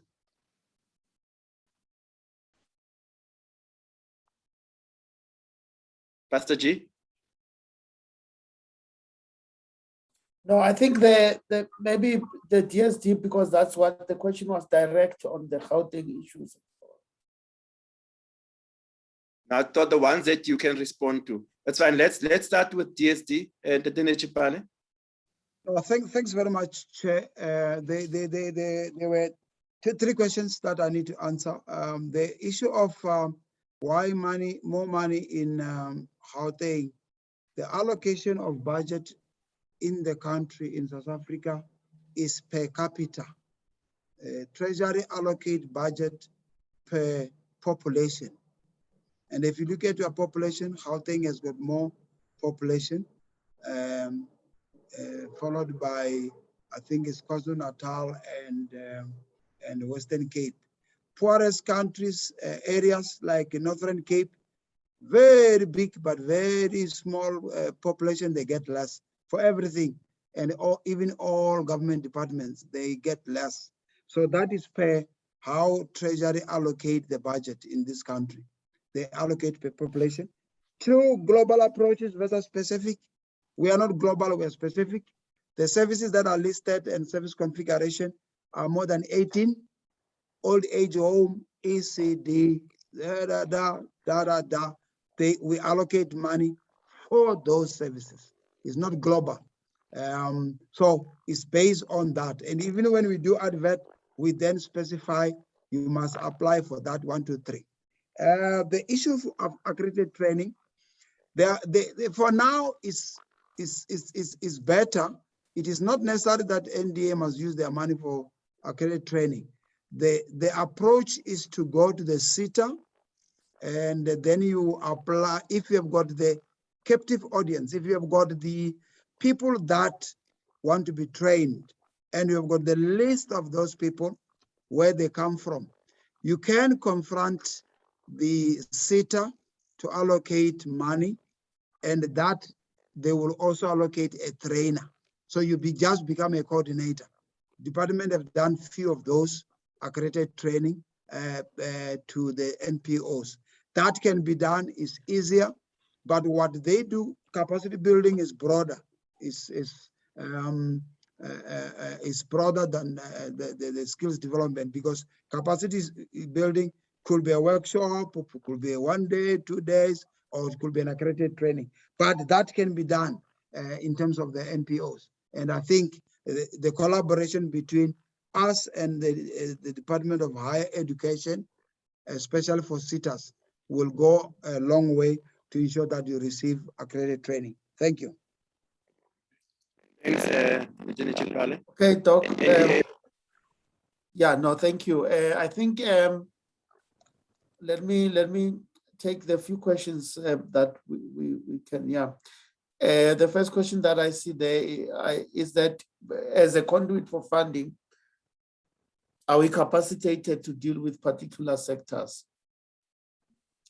Yes, we are. We have the capacity, we have the funding mechanisms, we have the whole value chain from beginning up to end. So yes, we are capacitated to deal with any sector that seeks to use civil society as a delivery mechanisms.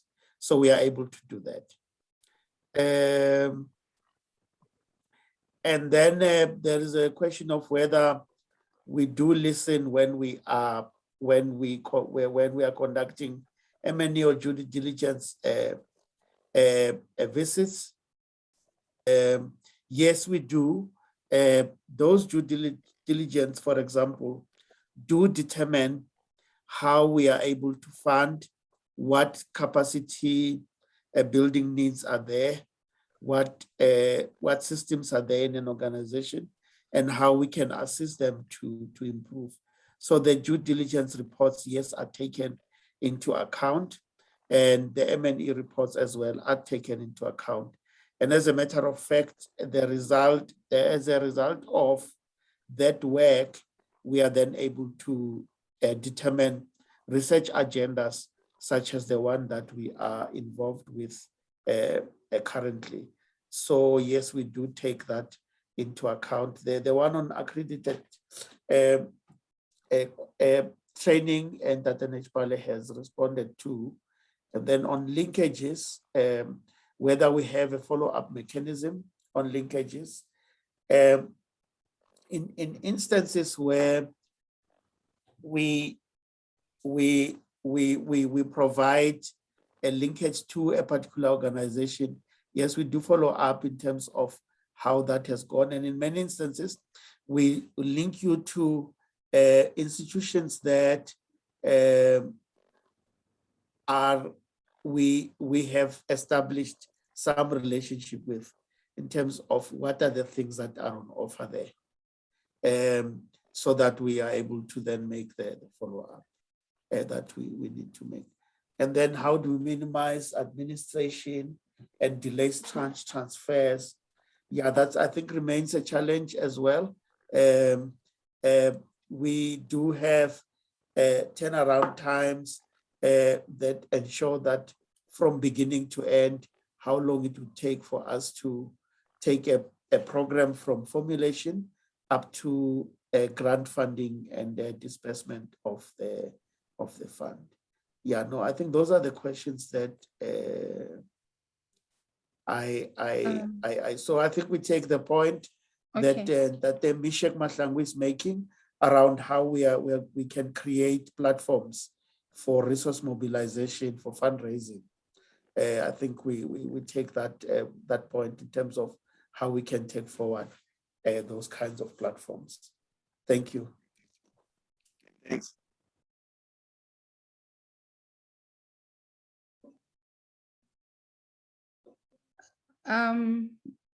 Bernice, I think you can unmute Chiziambi Messi. I have allowed them to talk. Let me ask them to unmute.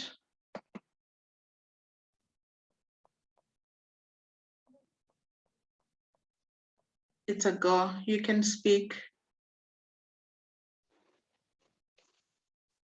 Messi, go ahead.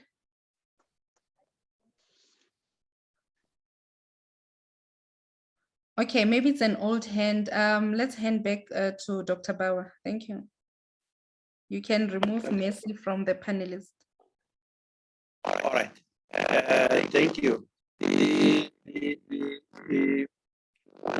one area that and I haven't heard, I'm not sure. I saw that Tsefuta indicating that he is struggling to come in. I'm not sure whether he wanted to say something on the issue of funding operations before I continue.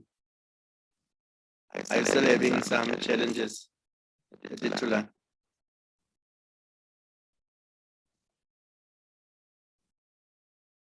Chair, thank you very much. I think the issue has been sufficiently expressed in the discussions. And the fundamental point we wanted to make was that when operations for civil society organizations are funded, there can be even greater levels of creativity that may involve or include initiation, coordination, and implementation of projects. So the only plea that we must make is that when funders do that, it must not be made, in fact, to the contrary, it must be made unacceptable that the needs of the organizations themselves are not taken care of. And all that funders are interested on is using CSOs like machines, like donkeys, that all we want to do are the outputs without due consideration of what goes into preparing, into planning, into coordinating for the implementation of those projects. Thank you very much, Chair. Thanks. Just also because Paputi, you have actually done some research for us. Just a quick question to you.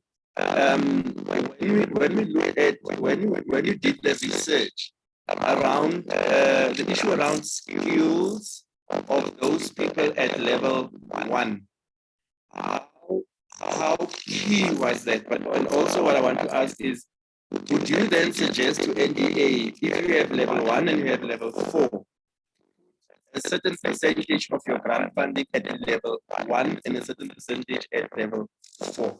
Just the thinking around that, and that will be the last response that you get from the panelists. Over to you, ma'am. It's okay. Thank you very much. Central to the fundamental question of the capacity and the skills within level 1, it was very dominant in all the survey questionnaires that came back, that the skills levels are have a negative impact in the sustainability of those CSOs. And that's why when we developed the model of the that is specific to level 1, that symbolism that we used of the desert flower, the Kalahari desert flower, is centered around how they need to have more collaborative partnerships and they need to have more community engagements, because when they work within the community engagement and with collaboration amongst themselves, by the way, before we even get to funding, I think they need to organize themselves within their geographic areas to ensure that they collaborate. And that way they can leverage each other's resources, whether they are human or financial resources.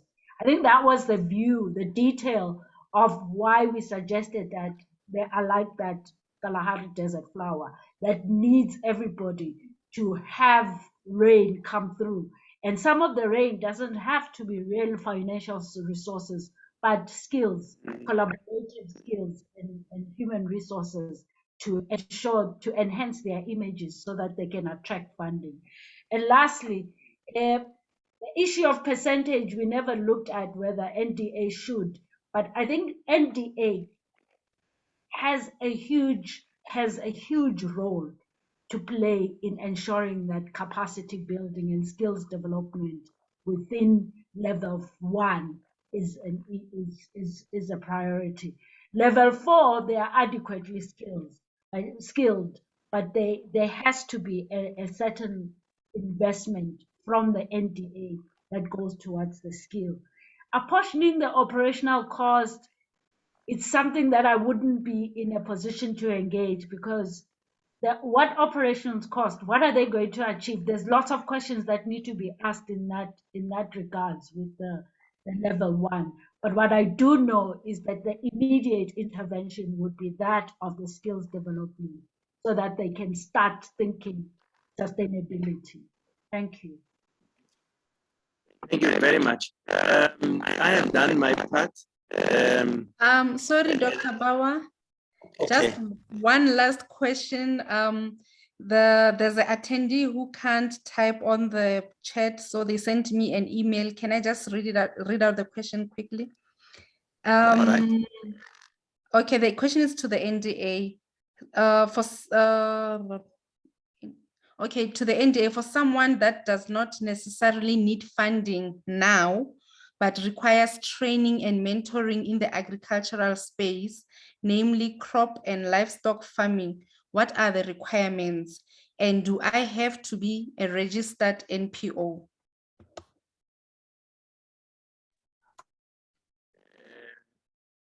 Reverend.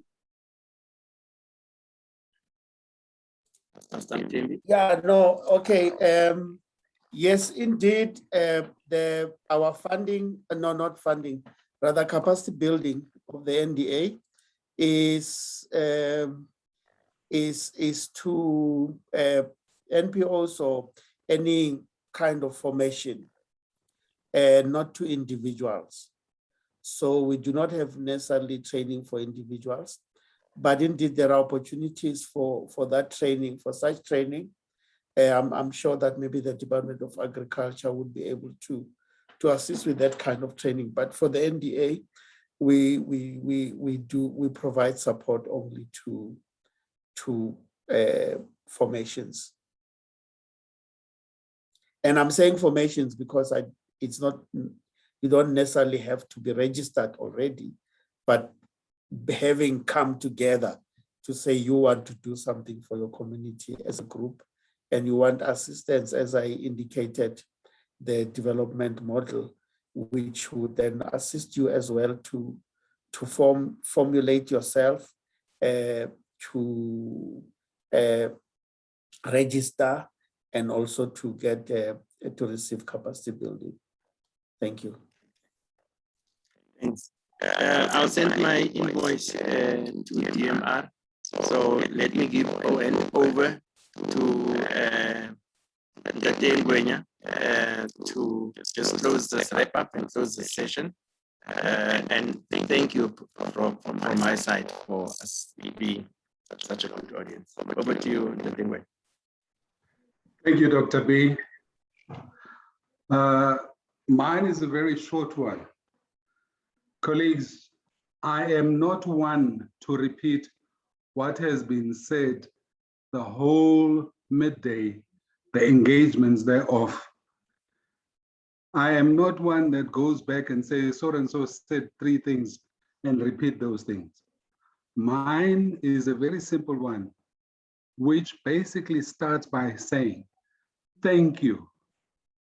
Thank you to my panelists. All of my panelists who have taken time to ensure that we have an engagement that is robust, an engagement that is worthy of a webinar session of the caliber of the NDA in partnership with Babuti in this regard. Thank you, thank you, thank you.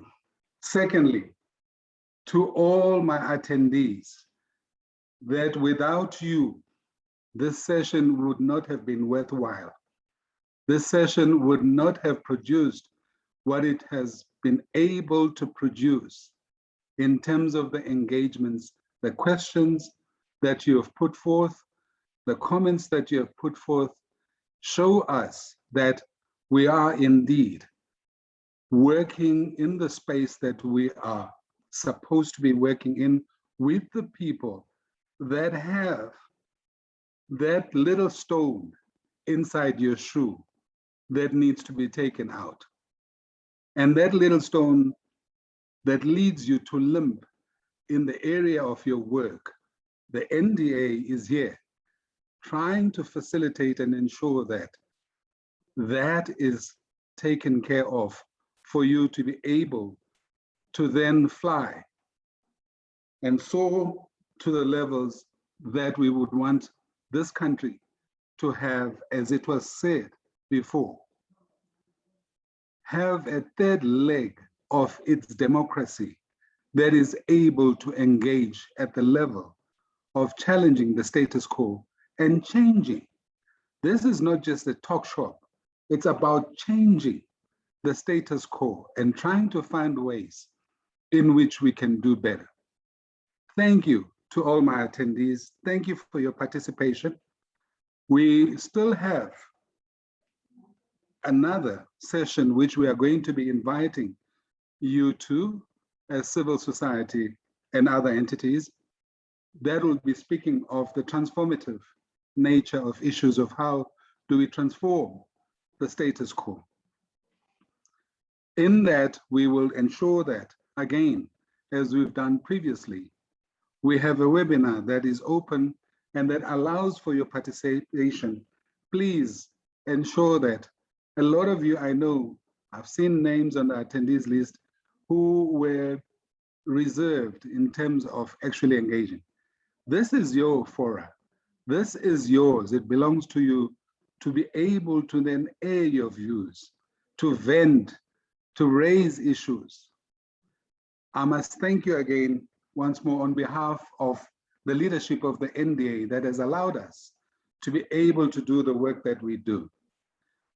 I must also thank my colleagues who have worked behind the scenes to ensure that we have such particular engagements and they are of a level and caliber that is respectable.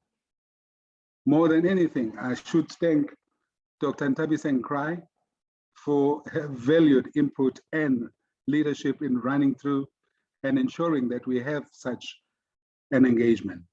Thank you, colleagues. Thank you, one and all. Until we meet again, thank you.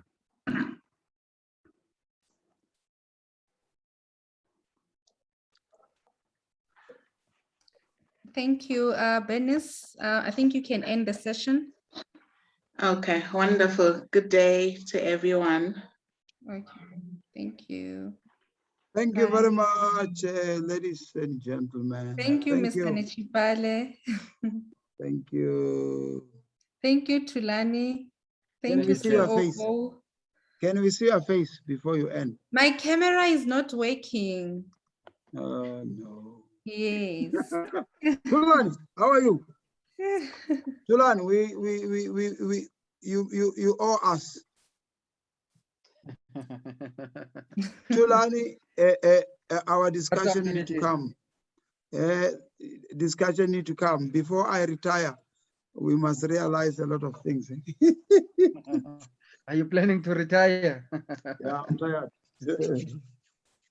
Yeah. No, thanks very Still much, very guys. early. Thank you. Benis, please Yeah. end the session.